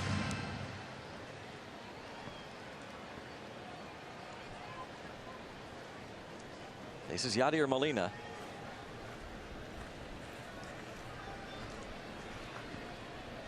Struck out the Cardinal catcher. Who's the 4th toughest man to fan in the National League this season?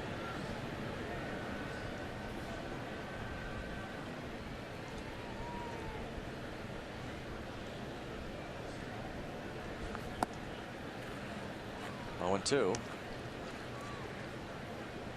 That fastball getting on these hitters quickly. I mean, it's a good one. We haven't seen the the eye-popping velocities as far as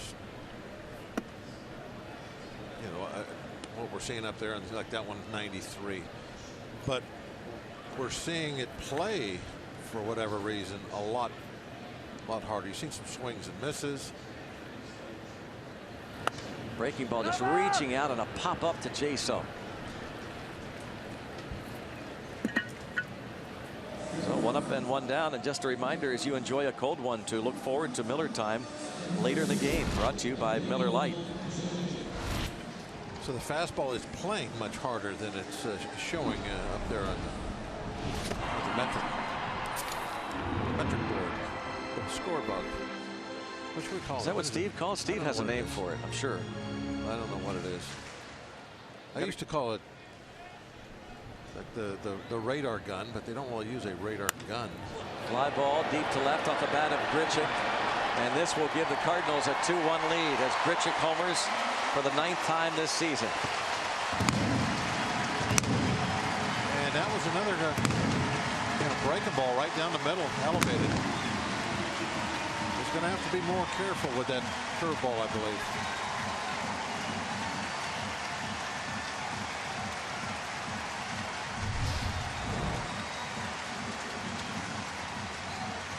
Yeah, that one didn't break very much, for one thing.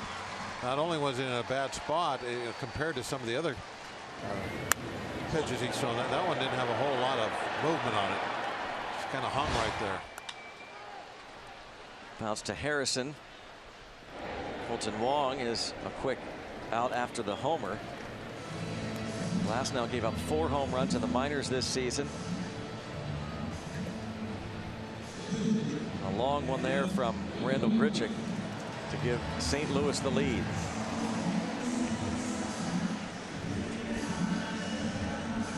About 441 feet, the estimated distance on that Grichuk homer. You got to give one up. Give up a long one. Foul tipped.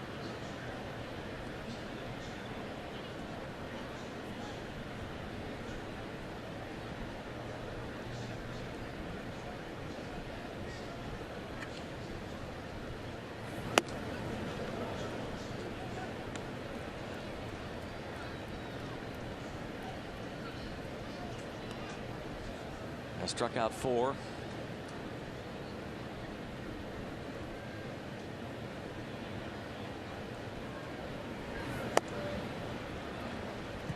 he strikes out Wainwright for a 2nd time, but Grichuk's home run has given St. Louis a 2-1 lead after 5.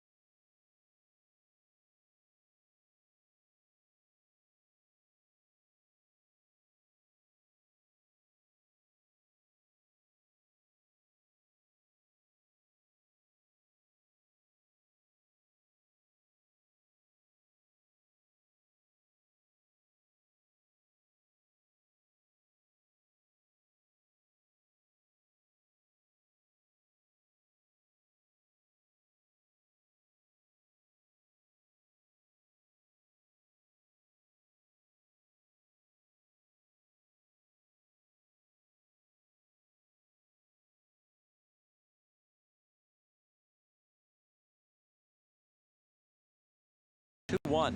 St. Louis in front. The Pirates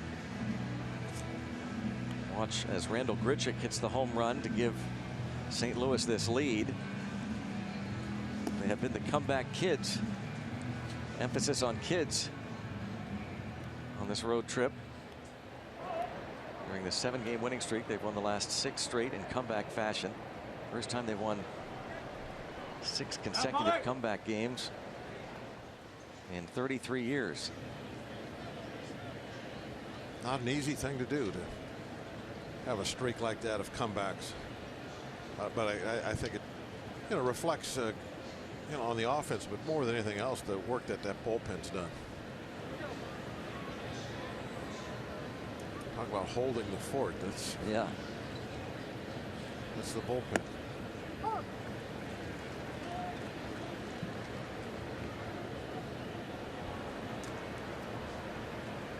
Man in the middle, Archimedes Caminero, has been outstanding. Neftali Feliz on his left, AJ Schugel, and Polanco down.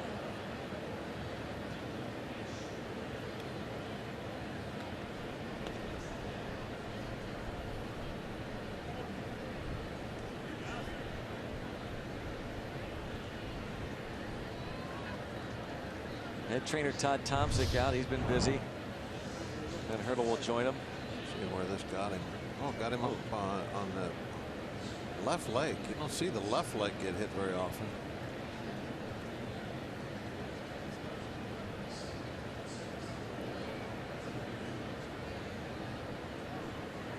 Right off the outside of the knee.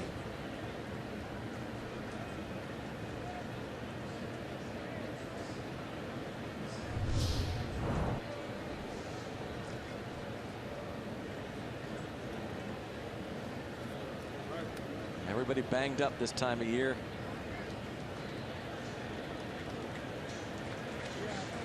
Pirates playing their 86th game.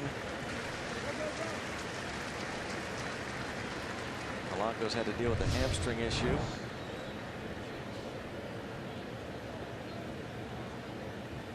Allegheny Health Network Supermo. The Supermo gives you a good shot of it, but it doesn't give you a good feel for the velocity that ball hit him from the outside of the knee. It's not slowing down off that bat.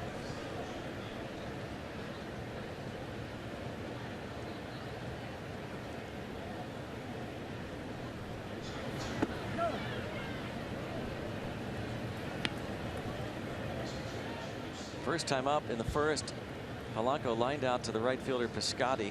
Last time up, he rolled one to Colton Wong at second.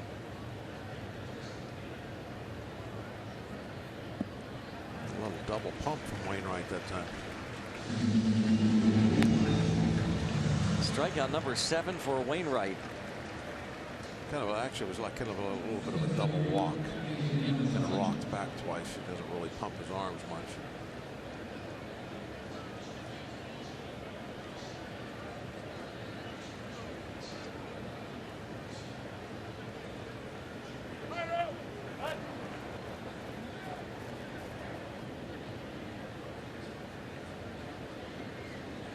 Polanco, a strikeout victim. Andrew McCutchen has struck out twice. Slowly hit towards short. Diaz up with it. 2 outs. And that time Wainwright comes up over his head with a windup. The double rock back up over his head. I've seen Wainwright also. That other thing he'll do occasionally is he'll change sides on the rubber. Goes up over his head with one. During an at bat, I've seen him go from one side of the rubber to the other.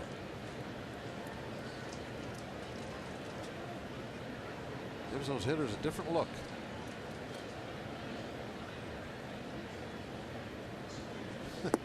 This time, just one little rock back and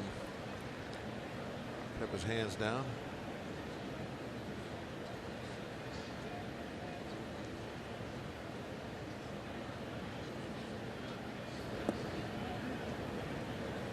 Everybody is a little different. You never. I'm I'm sure that if some young guy came up that goes over his head on sun pitches and does a double pump and throws from different sides of the rubber, I mean, a lot of people would try to change him immediately. Seemed really slow down his delivery there. Super slow there. And the reason he's doing all this stuff is just it's all about, and I've said this 100 times about destroying the hitter's timing.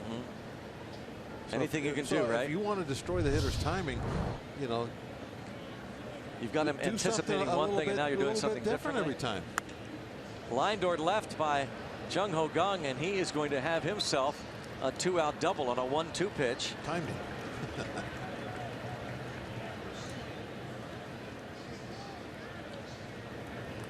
Those old pitching machines that had the spinning tires, they used to call them jugs machines. There he is going up over his head this time. Dropped that right to that curveball that was way down low. But you had to feed those one ball at a time. There was a little ramp off the backside about 6 inches long where you would place the ball. It would roll down to the tires and go shooting out at the hitters. And you had to do it like when you put the ball up, you showed it to them, and then drop it on the ramp, drop it on the ramp. And everything had to be exactly the same every time. Because if you went to like drop it on the ramp and then hesitated just half a second and then dropped it, totally destroyed their timing. And they'd start yelling at you. But what it was an excellent lesson to any pitcher of what it means and how important it is to those hitters to anticipate timing, to have that rhythm. And if you're messing with them dropping that ball into the pitching machine, oh man, they have a hard time then just fouling it off. But the machine is throwing the ball very consistent, same every time, same spot, same speed. But because you were dropping it in different, had them totally messed up.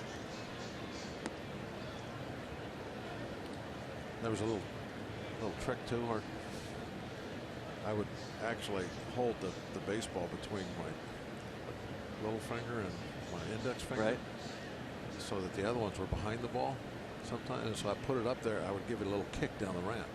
Oh, get it there quicker. And they couldn't tell that I was actually speeding it up. So I was, adding, subtracting. Well, you say I'm not doing anything different. No, Here I'm it just is. putting it here, but then when I dropped it, I would go like this, let it go down that lamp, and then the next time I would just let it roll, and just drop it easy. Not you. They didn't want me feeding the machine. Can't imagine. And you see that pitch count. This will be number 95. 3 times this year has Wainwright thrown over 100 pitches. And bounced, knocked down by Adams. He scrambles to get to it, and a heck of a play as Wainwright arrives just in time. Adams stuck with it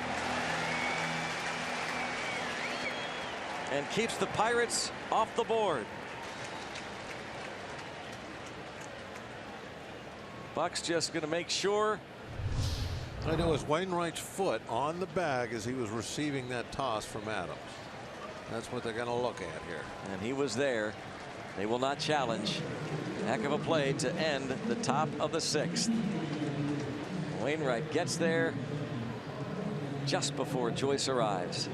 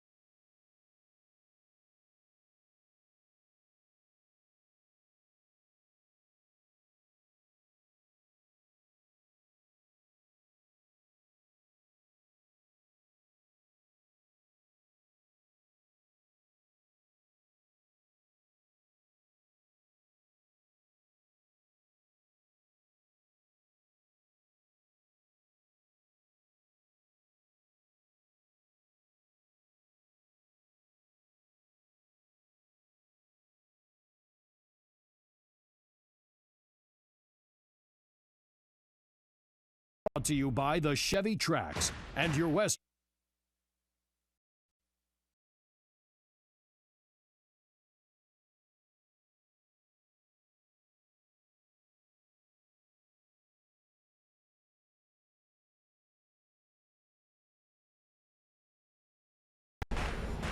Pirates Baseball on Root Sports is brought to you by the Chevy Trax and your Western PA Chevy dealers. And by Barrel. Check out the Barrel Hot List at barrel.com. Now the only way to buy a car. Let's go Bucks! 0-1 the count on Greg Garcia. Tyler Glass now in his major league debut, trailing the Cardinals 2-1. That's lined toward left center. And gets past McCutchen. And Garcia will have himself a leadoff double.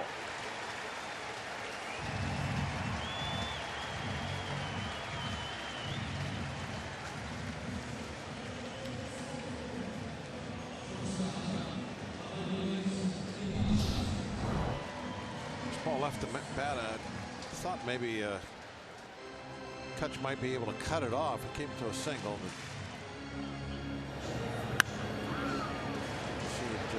it's kind of slicing away from him, and then he had to turn and chase it to the track.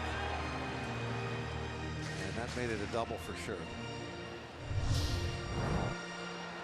Well, the Pirates are going to activate the bullpen. Caminero is going to start to loosen as Ray Searage heads to the mound.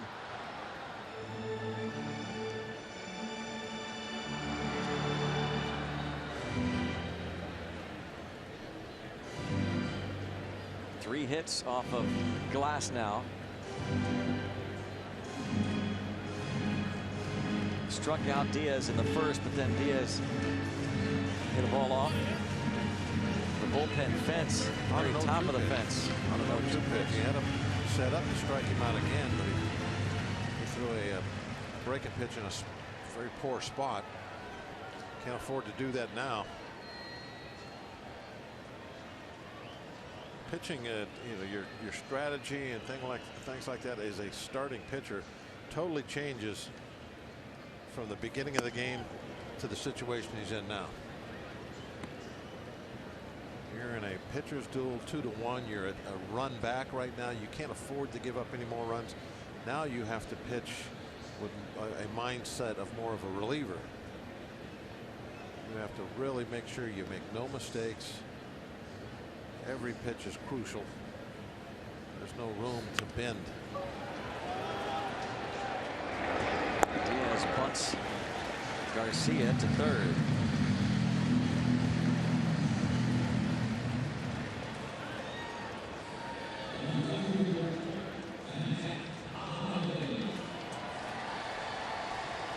Infield will come in once again.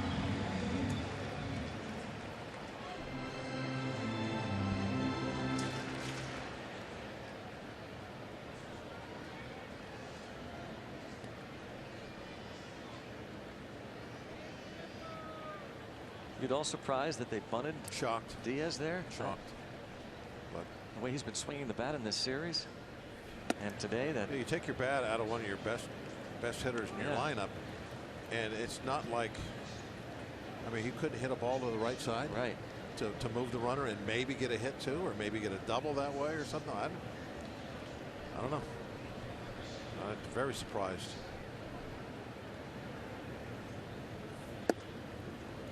It's not like you get your number 8 hitter up there. Yeah. I mean, he's hitting second. That's where you have your best hitter, isn't it? That's right. You had him sacrifice. And you already have the lead.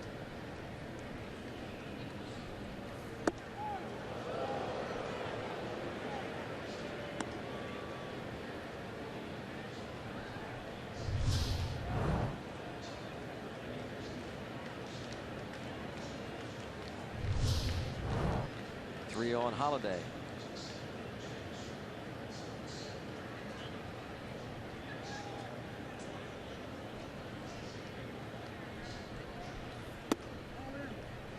A 4-pitch walk. Definitely was pounding him in the entire time. But That's going to be it.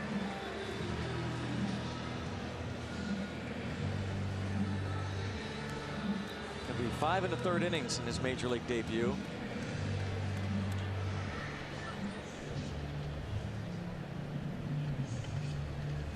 Five strikeouts. Successful. I mean, it's not one he'll look back at. I mean, if his career turns out to be the way we think it is, when he goes 5 1/3, he's not going to be all that happy. But your first one out of the chute, I think he did a good job. Just 3 hits, and to this point, 2 runs. Bullpen will take over.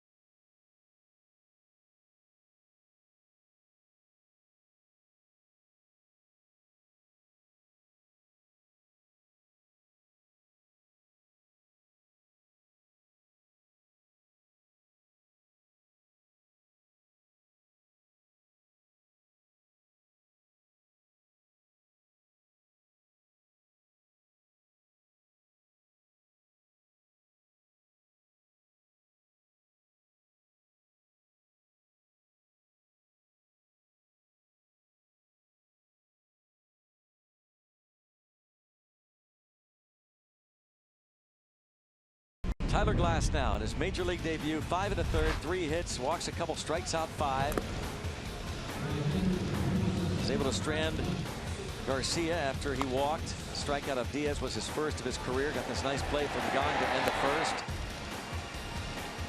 Family excited.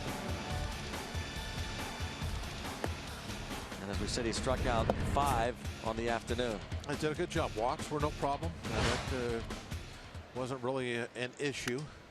Yeah, you almost wondered going in, because there's so much talk about the walks, that you wouldn't have been surprised had he walked a handful in his first start. And the walk of Holiday right here, it was a situation where, you know, if I'm Glass now, I'm pounding him inside. If I walk him, you know, I set up maybe a possible double play ball. So that wasn't really a bad walk. Right. You see Camanero's numbers this year have been throwing much better than that since he came off the disabled list. It's been incredible. But I think this is a very nice first start for Glass now. I liked it. That the wildness that we've heard that's plagued him sometimes, definitely not there. Drilled to right center field, and that ball is off the wall. And heading toward the plate, the second run, Holiday scores all the way from first. It's been a home run, Greg.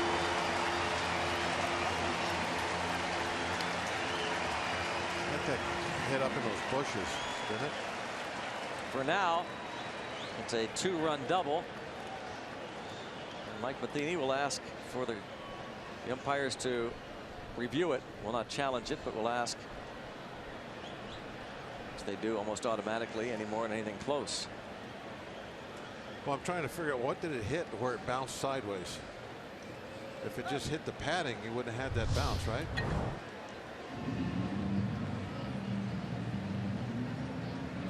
Yep, into the bushes. So this will be a 3-run homer for Piscotty, and it will change the whole dynamic of the ball game and the outing for Glass now. To me, it doesn't change I know it changes the line. His line, yeah. But the outing for Glass now, you have to judge on what he did while he was out there, and that's true. And that's not going to change. Yeah. I mean, that was a big plus today. Even getting his first hit today.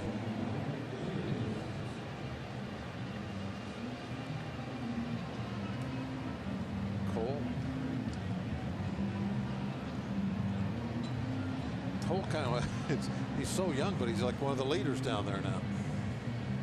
Not that long ago, he was one of the young guys sitting there.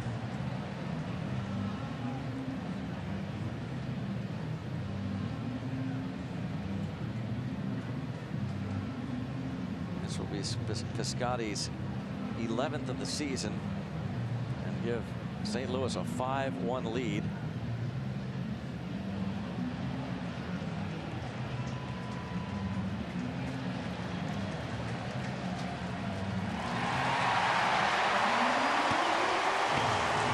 Scott, the crew chief, indicates home run.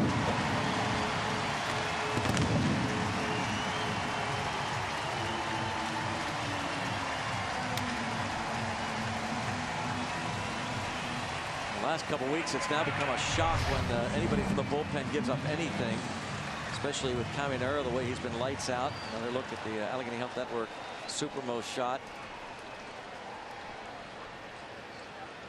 Matheny reacts. Now Matt Adams.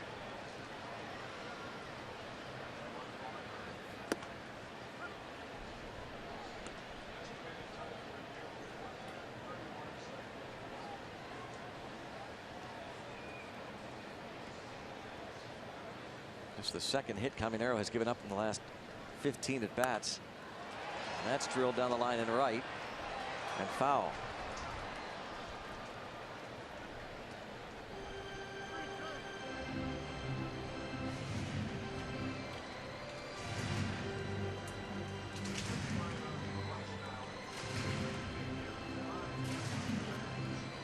Last now 5 1/3, 4 runs.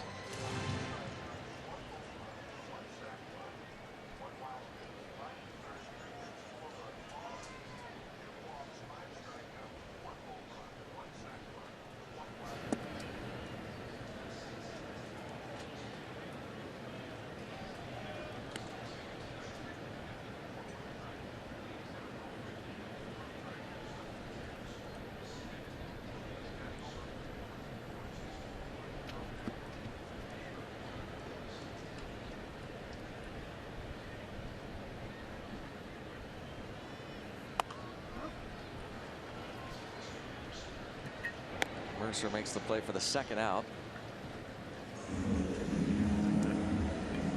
Greg, one of those splitters that we've been seeing. Cameron, not only throw a lot, but he's been able to command those. And that was an example there. He put it right down, knee high, kept it away. Got some soft contact out of it.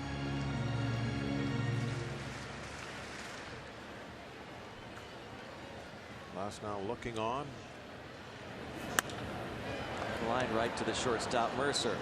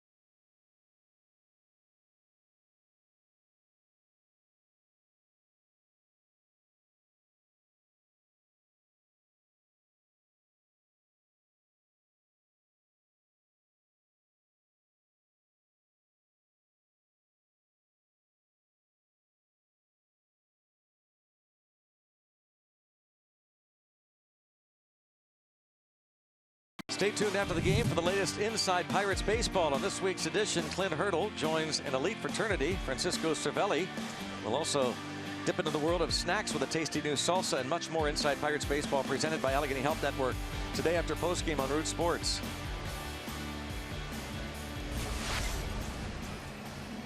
Tyler Glasnow is a big day for him. I'm sure Bob, he'll be able to exhale now. Yeah, he's just sitting there right now thinking about everything that's happened, and he'll go over some of the stuff that happened that maybe he wished he would have done different. Maybe a couple of breaking balls that he really didn't finish very well, that especially the 0-2 pitch to Diaz. That's one that kind of sticks out in my mind. But again, you know, for a guy that's, I'm sure, feeling a little bit of pressure, a lot of hoopla with him coming up here and everything, to do what he did today is very good. You couldn't have really expected much more than that. Garrett Cole talking to him. Is that Cole? Or yeah, that is Cole. Just let his hair grow pretty good, didn't he? Thought that was locked for a moment. Oh. They must have a powerful fan down there.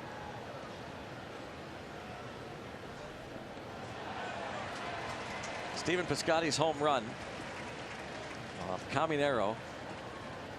2 aboard, giving the Cardinals this 5-1 lead. Yeah, that is powerful. Everybody's hair's blowing like kind of yours does sometimes.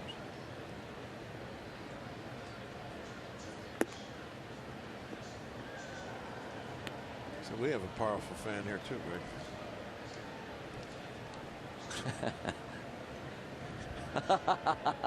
You know, how come yours does? Let me try that on you. You won't let me. Will you? I got who's that guy that used to coach the Cowboys? Jimmy Johnson. I got Jimmy Johnson here. Oh, doesn't move.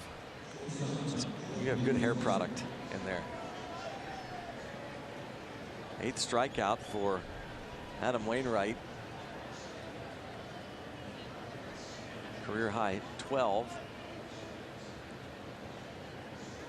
Season high is 9. He struck out 9 Reds on June the 9th.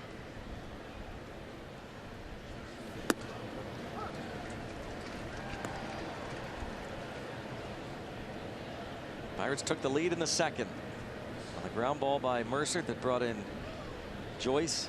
Matt Joyce started the inning with a double. Wainwright pitching like Wainwright.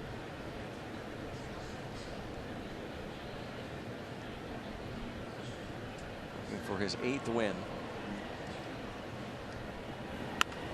And that is fair past Garcia.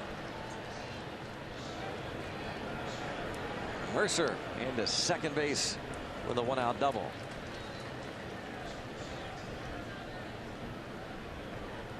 We need to do a little something here. Even getting 1 run back would be better than nothing. That double will help out. Just inside the bag. Good job by Holiday, able to play that Karen perfectly. Knew exactly, being against a ballpark, where that ball was going to come to. He ran to the spot, picked it up. Actually kind of made it a little close out there for Mercer. His 12th double. 3 of the 5 Pirate hits have been doubles.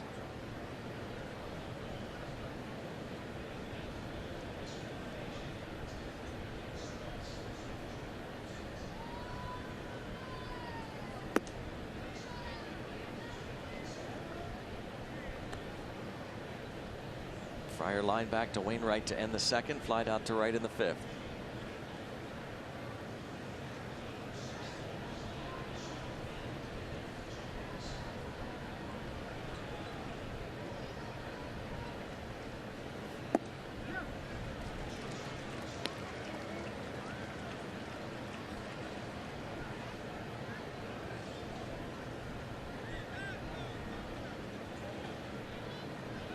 Likely his last inning over the 100 pitch mark for just the 4th time this season. That surprises me. He used to be a guy that Heck, he'd throw 120, wouldn't surprise you. Maybe as he's getting older, they're kind of trying to back him off on his number of pitches. His pitching coach is Derek Lilliquist. Yeah, those days are long gone.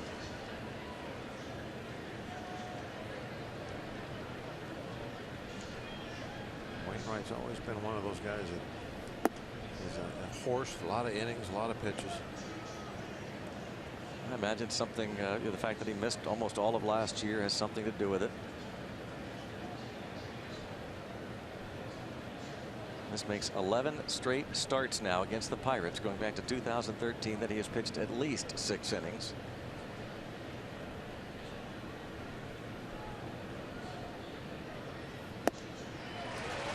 And that matches his season high 9 strikeouts.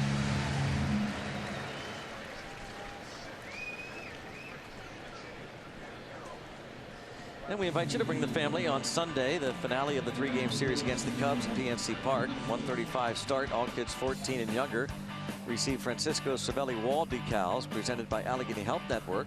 Go to pirates.com for your tickets.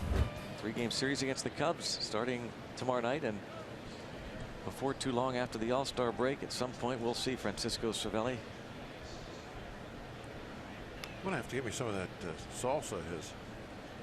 Give it a try. Yeah. Adam Frazier pinch hitting.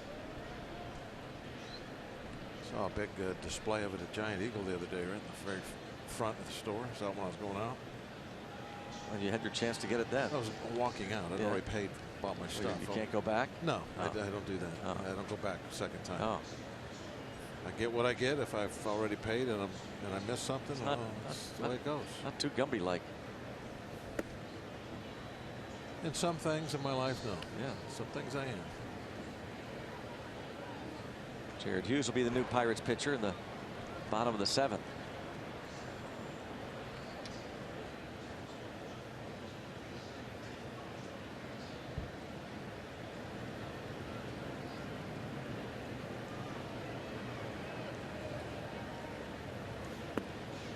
(3-0) on the rookie Adam Frazier. I need to get a jar of that, Greg, and then next time we're sitting around somewhere and get a big nacho platter. Yeah. Customize it a little bit. That'll be the test.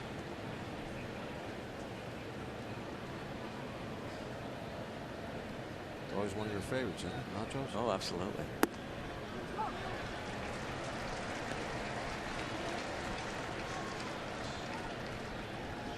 John Jaso is on deck. He's 1 for 3. So looking for a big at bat here from the rookie.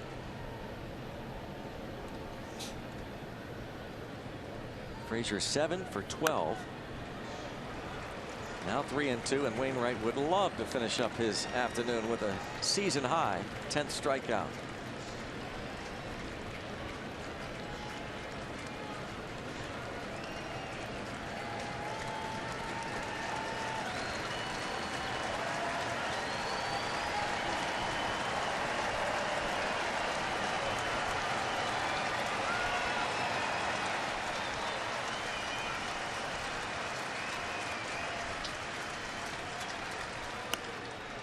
Line drive softly hit to the shortstop Diaz.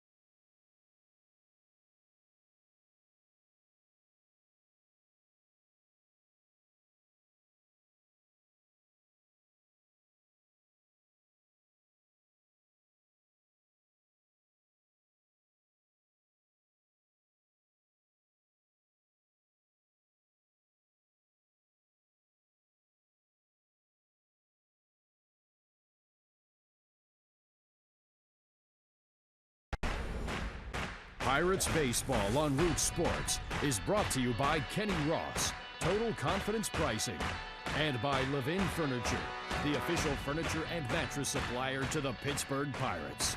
For the best quality, service, and value, shop Levin's. Let's go Bucks! 5-1 on the UPMC scoreboard. Mike Matheny with veteran Adam Wainwright finished for the day.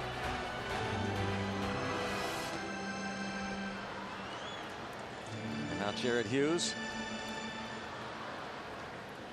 makes his 30th appearance. Giving up a few too many hits this year. Get that batting average up over 300 against him. A scoreless inning last night for him. A couple of scoreless innings on this road trip. Hit where Harrison wasn't. Yeah. For Randall Grichuk, who homered in the 5th off glass now.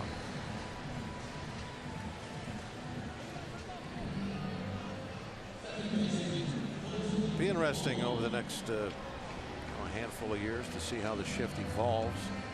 How many guys commit to beating it, trying to hit those ground balls the other way.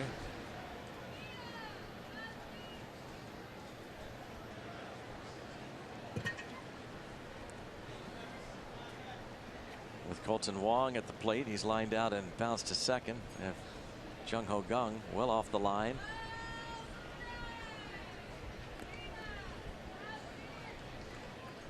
A guy like Hughes out there who throws so many ground balls, that shift has really helped them, those kind of players out, those kind of pitchers. Turning a lot of those ground balls that in the past would have been base hits into outs.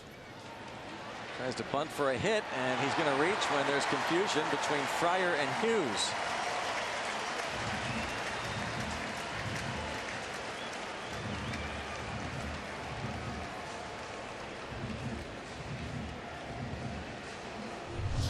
Always thought, Greg, unless it's a ball that there's no way the catcher can get to, it's his. He is much better equipped to make those plays on defense than you are. You know, especially on a ball like that. All your momentum is going the opposite direction. You're eventually going to have to throw the ball. If you're the only guy that can do it, you know, so be it. But I don't think that was the case with that bunt.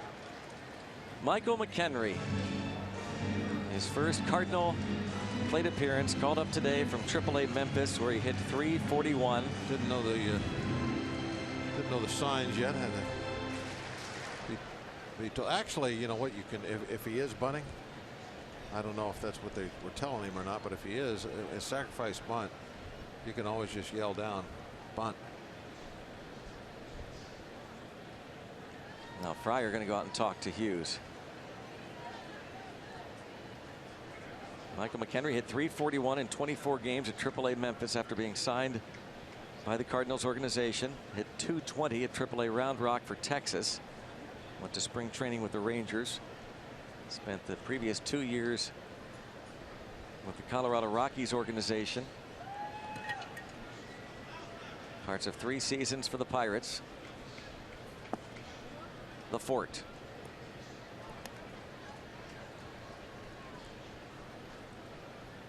Michael McHenry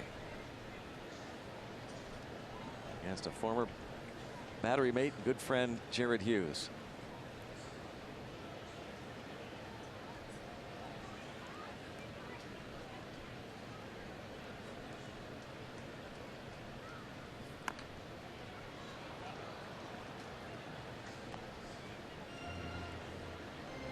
He's had some knee injuries he's had to deal with the last couple years. Hit .205 for Colorado last year, playing in 58 games.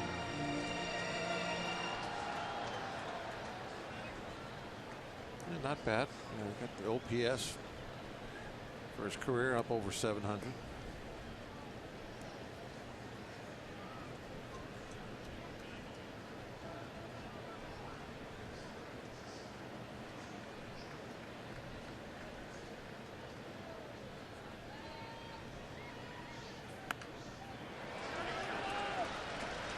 Jaso to Harrison. Sacrifice for McHenry. Moves the runners.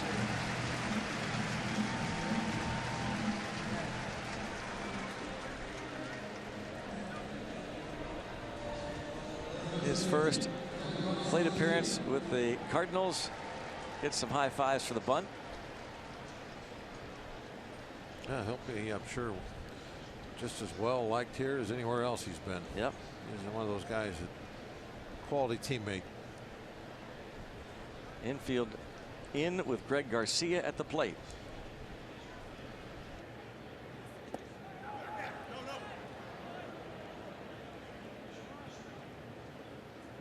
Fryer able to keep that close.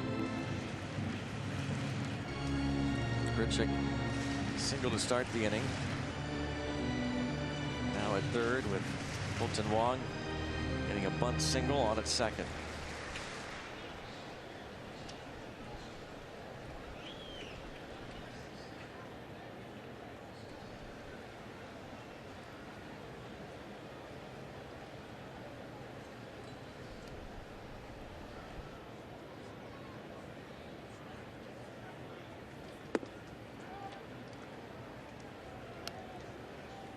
Greg Garcia has played in 37 games. Walked and stole a base in the first inning. Doubled into the left center field gap last inning.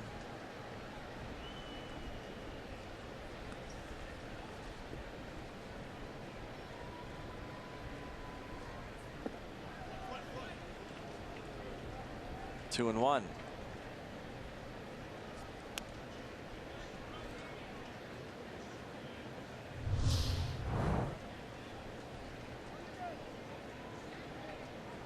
That was a tough one.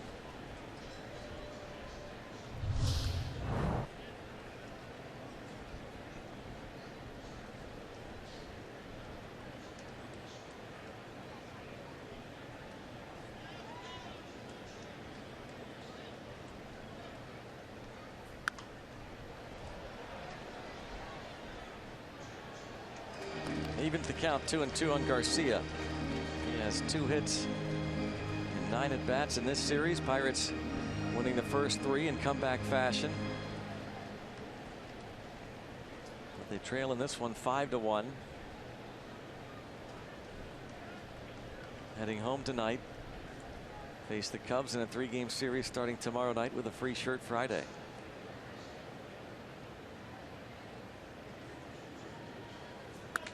And look out. Oh, caught by Hughes. It'll turn out to be a double play. Line back to Hughes. A juggling act. Holds on to third for an inning-ending double play.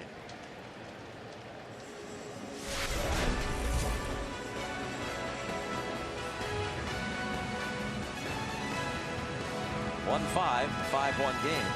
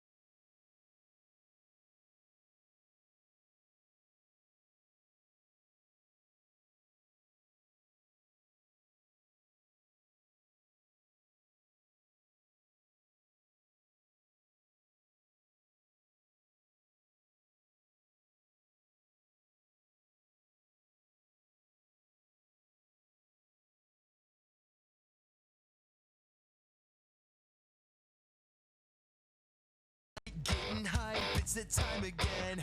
Turn my hat, second fast, turn it up to 10. Get amped up for another Friday Night Rocks on Root Sports. Tune in tomorrow and hear some of the best bands from around the burg throughout our entire Pirates broadcast. Friday Night Rocks tomorrow when the Pirates host the Cubs here on Root Sports. 5-1 here in St. Louis. Tyler Lyons takes over for Adam Wainwright.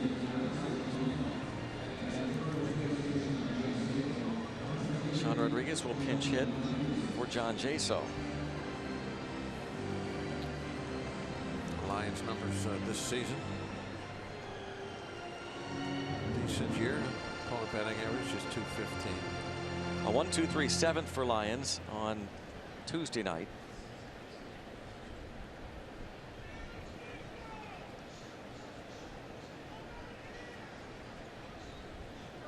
Wainwright, 7 innings, 5 hits, the 1 run, 1 walk, 9 strikeouts.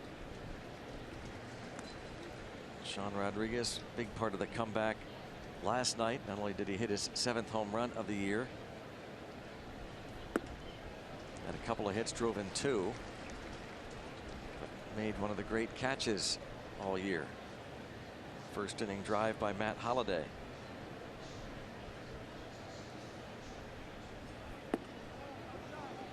Made the start in right field.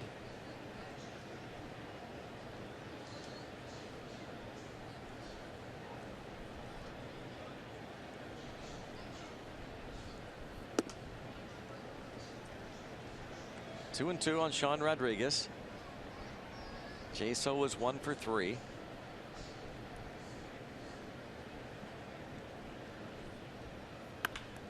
Line and caught by Garcia. Earlier in the game, Greg Garcia robbed Jung Ho Kang of a hit down the line.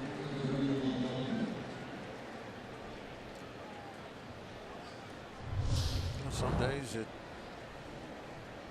this is what happens to you. Smoke one somewhere and the double gets turned into just another AB.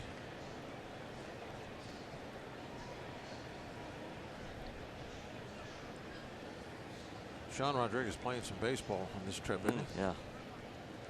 Hitting, fielding, doing everything for the team they possibly do.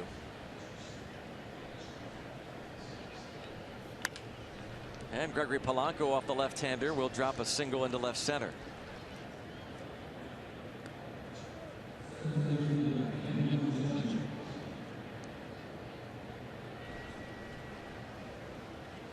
One out base hit for Polanco. And Mike Matheny looks like he's going to now go to his right-hander. Trevor Rosenthal has been up.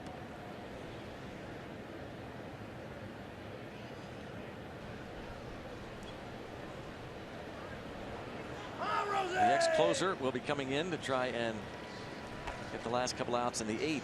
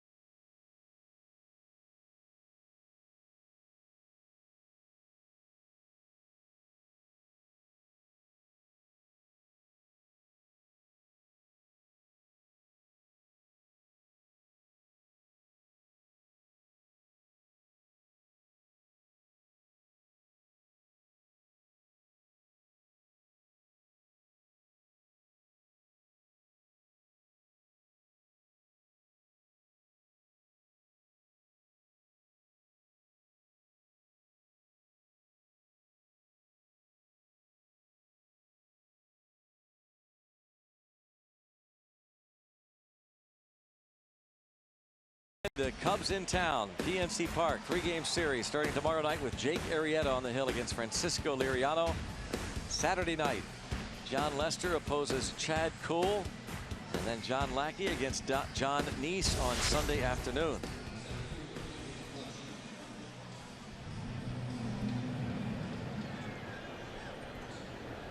Trevor Rosenthal pitched a couple of scoreless innings Tuesday night.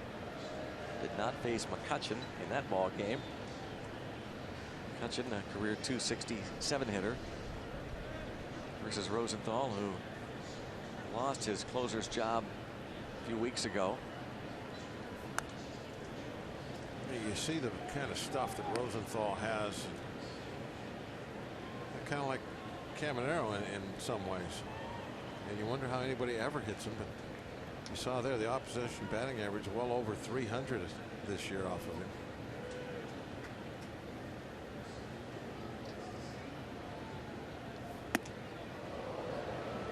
You saw, today Wainwright out there, he's not throwing hard at all anymore. Barely hitting 90 with his fastball, and yet striking everyone out just because he's locating it and setting it up and destroying that timing. And you would think that with the weapon of a 100-mile-an-hour fastball,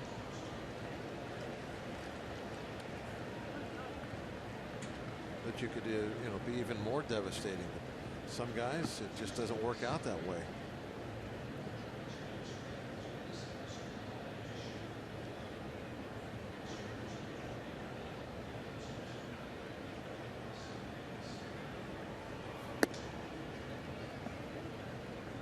That 198.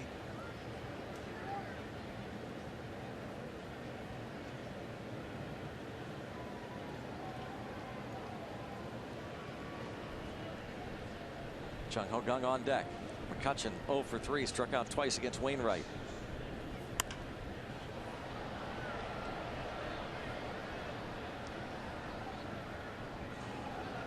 Still 2-2.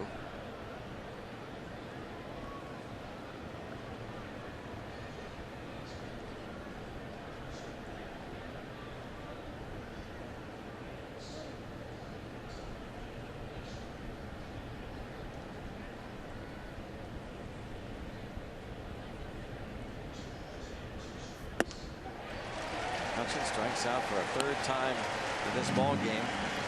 2 down.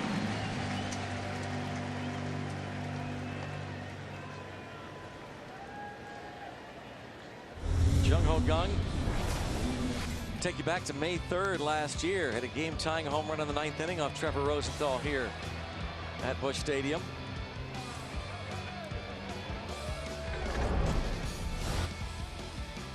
No pressure, just do it again.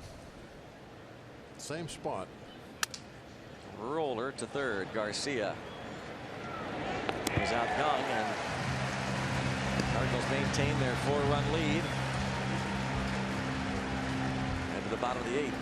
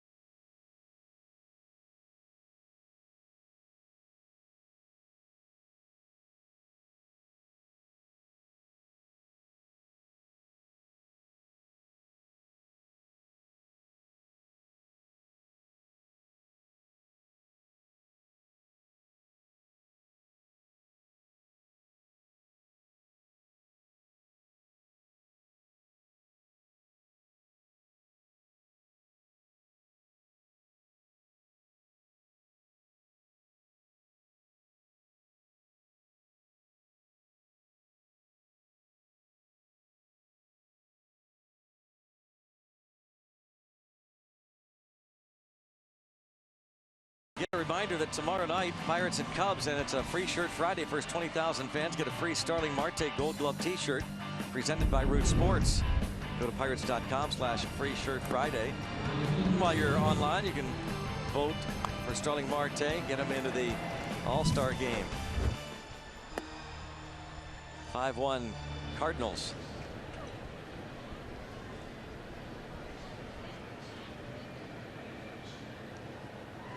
Miss Diaz at the plate. Sean Rodriguez remains in the game at first.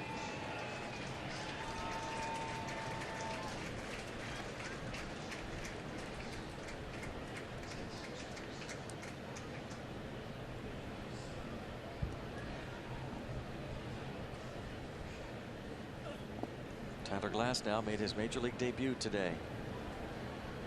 Didn't allow a hit until the 4th inning when Diaz tripled off the top of the wall and left. Eventually he would score on a wild pitch. In the 5th inning, Randall Grichuk hit a solo homer.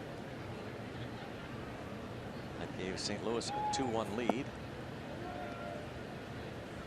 And after Glasnow gave up a leadoff 6th inning double to Greg Garcia and a 1-out walk to Matt Holliday, Clint Hurley brought in Archimedes Caminero, who gave up a 3-run homer to give the Cardinals this 5-1 lead, and Rodriguez is over, makes the catch.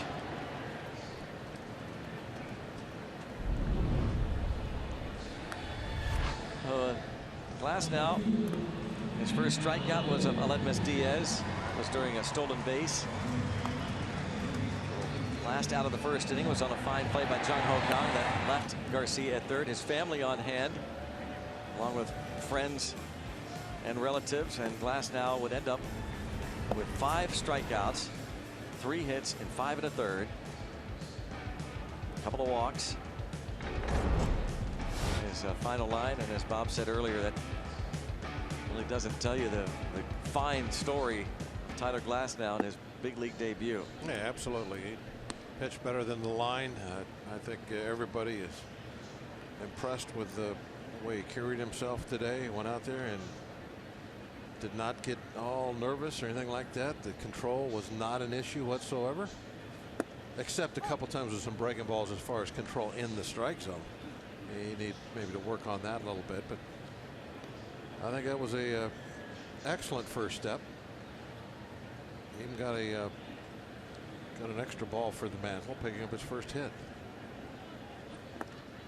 Had a shot at having 3 balls on the mantle, but Greg couldn't make the catch. Not you, Greg. Oh, Greg Glasnow, Dad.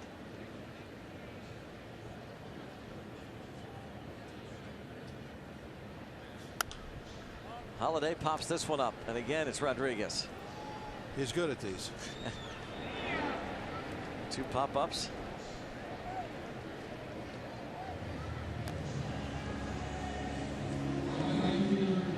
There's Pops there on your left in the white Pirate shirt. He's got this ball right in his hands. There it is, right there, and it rolled away. He said he might negotiate with that fella that grabbed it. I'm sure he will. There's no doubt. Robbie Inspikowski was between him and his wife Donna. Tyler's girlfriend Carly now between the two.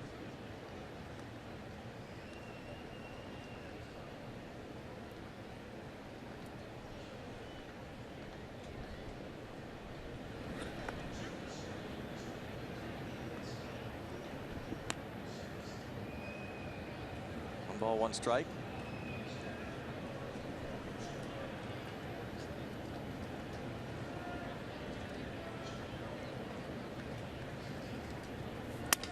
Broken bat bouncer to 3rd.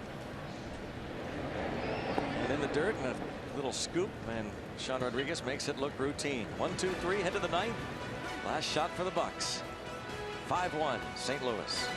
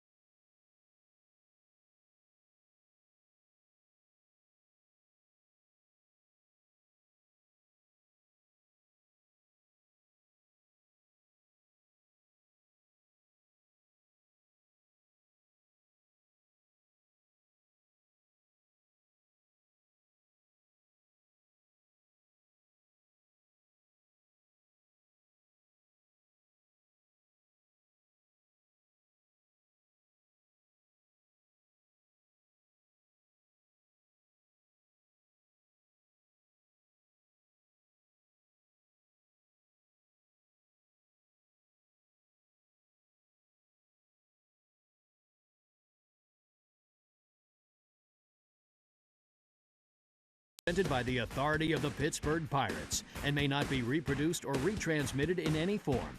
And the accounts and descriptions of this game may not be disseminated without the express written consent of the Pittsburgh Pirates. 5-1 head to the 9th inning here in St. Louis. Wrapping up this long 3-city, 9-game, 10-day road trip. And our WB Mason pregame show tomorrow starts at 6:30. Pirates pregame. Bucks and the Chicago Cubs at PNC Park. It'll be Francisco Liriano against Jake Arrieta. Cubs are playing a makeup game tonight at Wrigley against Atlanta, and Sun Won Oh, the new closer,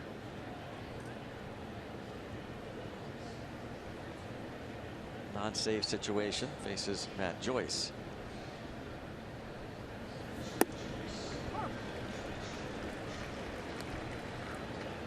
Tommy Pham in the game defensively for Matt Holliday in left.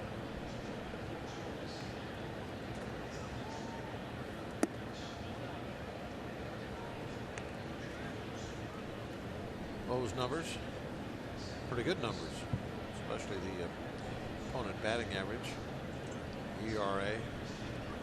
Not surprising that he's been put into the closer role. Pitched last night in the 7-5 Pirates win. Pitched the 9th, and it was a 1-2-3 inning for him. You're always looking to put a O up in the 9th inning. Yeah. Closer.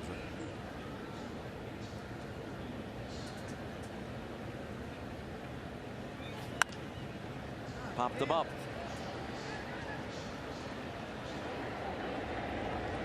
One out here in the top of the 9th inning. Looking as though the winning streak is going to come to an end at 7 straight. Still a very successful road trip that began in Seattle. Interleague series against the Mariners. Pirates dropped a 5-2 decision. A week ago yesterday, they ended up with a split of the series by beating the Mariners 8-1. Their first true off day in well over a month on Thursday, and then they went back to work and beat the Oakland Athletics. 3-game series sweep. Fly ball to center, and Grichuk for the second out. So very successful road trip. Pirates have to feel very good about the way they're playing as they get ready for the Cubs tomorrow night. And we want to thank Jason Steele. He produced on this road trip. Becky Haranko, associate producer, did great work. It was fun working with them. Excellent job.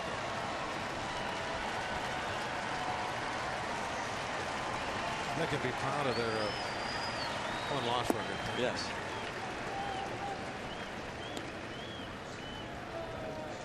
Adam Elmore will be back in that producer's chair tomorrow. He knows he has his work cut out for him when Steeltown went 7. It looks like he's going to be 7-2. They get this last out. Jason, he brought us back in reach of the Cubs again. Yeah.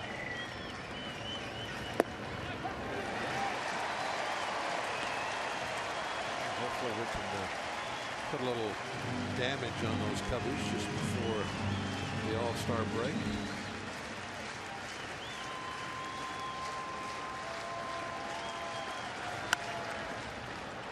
Toward right, and the Cardinals escape with a win. Avoid the 4-game sweep. So for the Bucks, bookends on this road trip by losing the first to the Mariners and dropping this finale. Stephen Piscotty had a big home run. Tyler Glass now a fine debut, and the Pirates go 7-2 on this road trip. Greg, you know, it was you know, not the overpowering great stuff, Wainwright, that you might have saw 4 or 5 years ago, but I'll tell you, he just picked us apart today with an outstanding command and control, and throwing all of his pitches right where he wanted to, you know, varying those deliveries, and just just put on a clinic today, I think, about how to quote unquote pitch. Messing up the hitters' timings, getting some strikeouts looking, getting some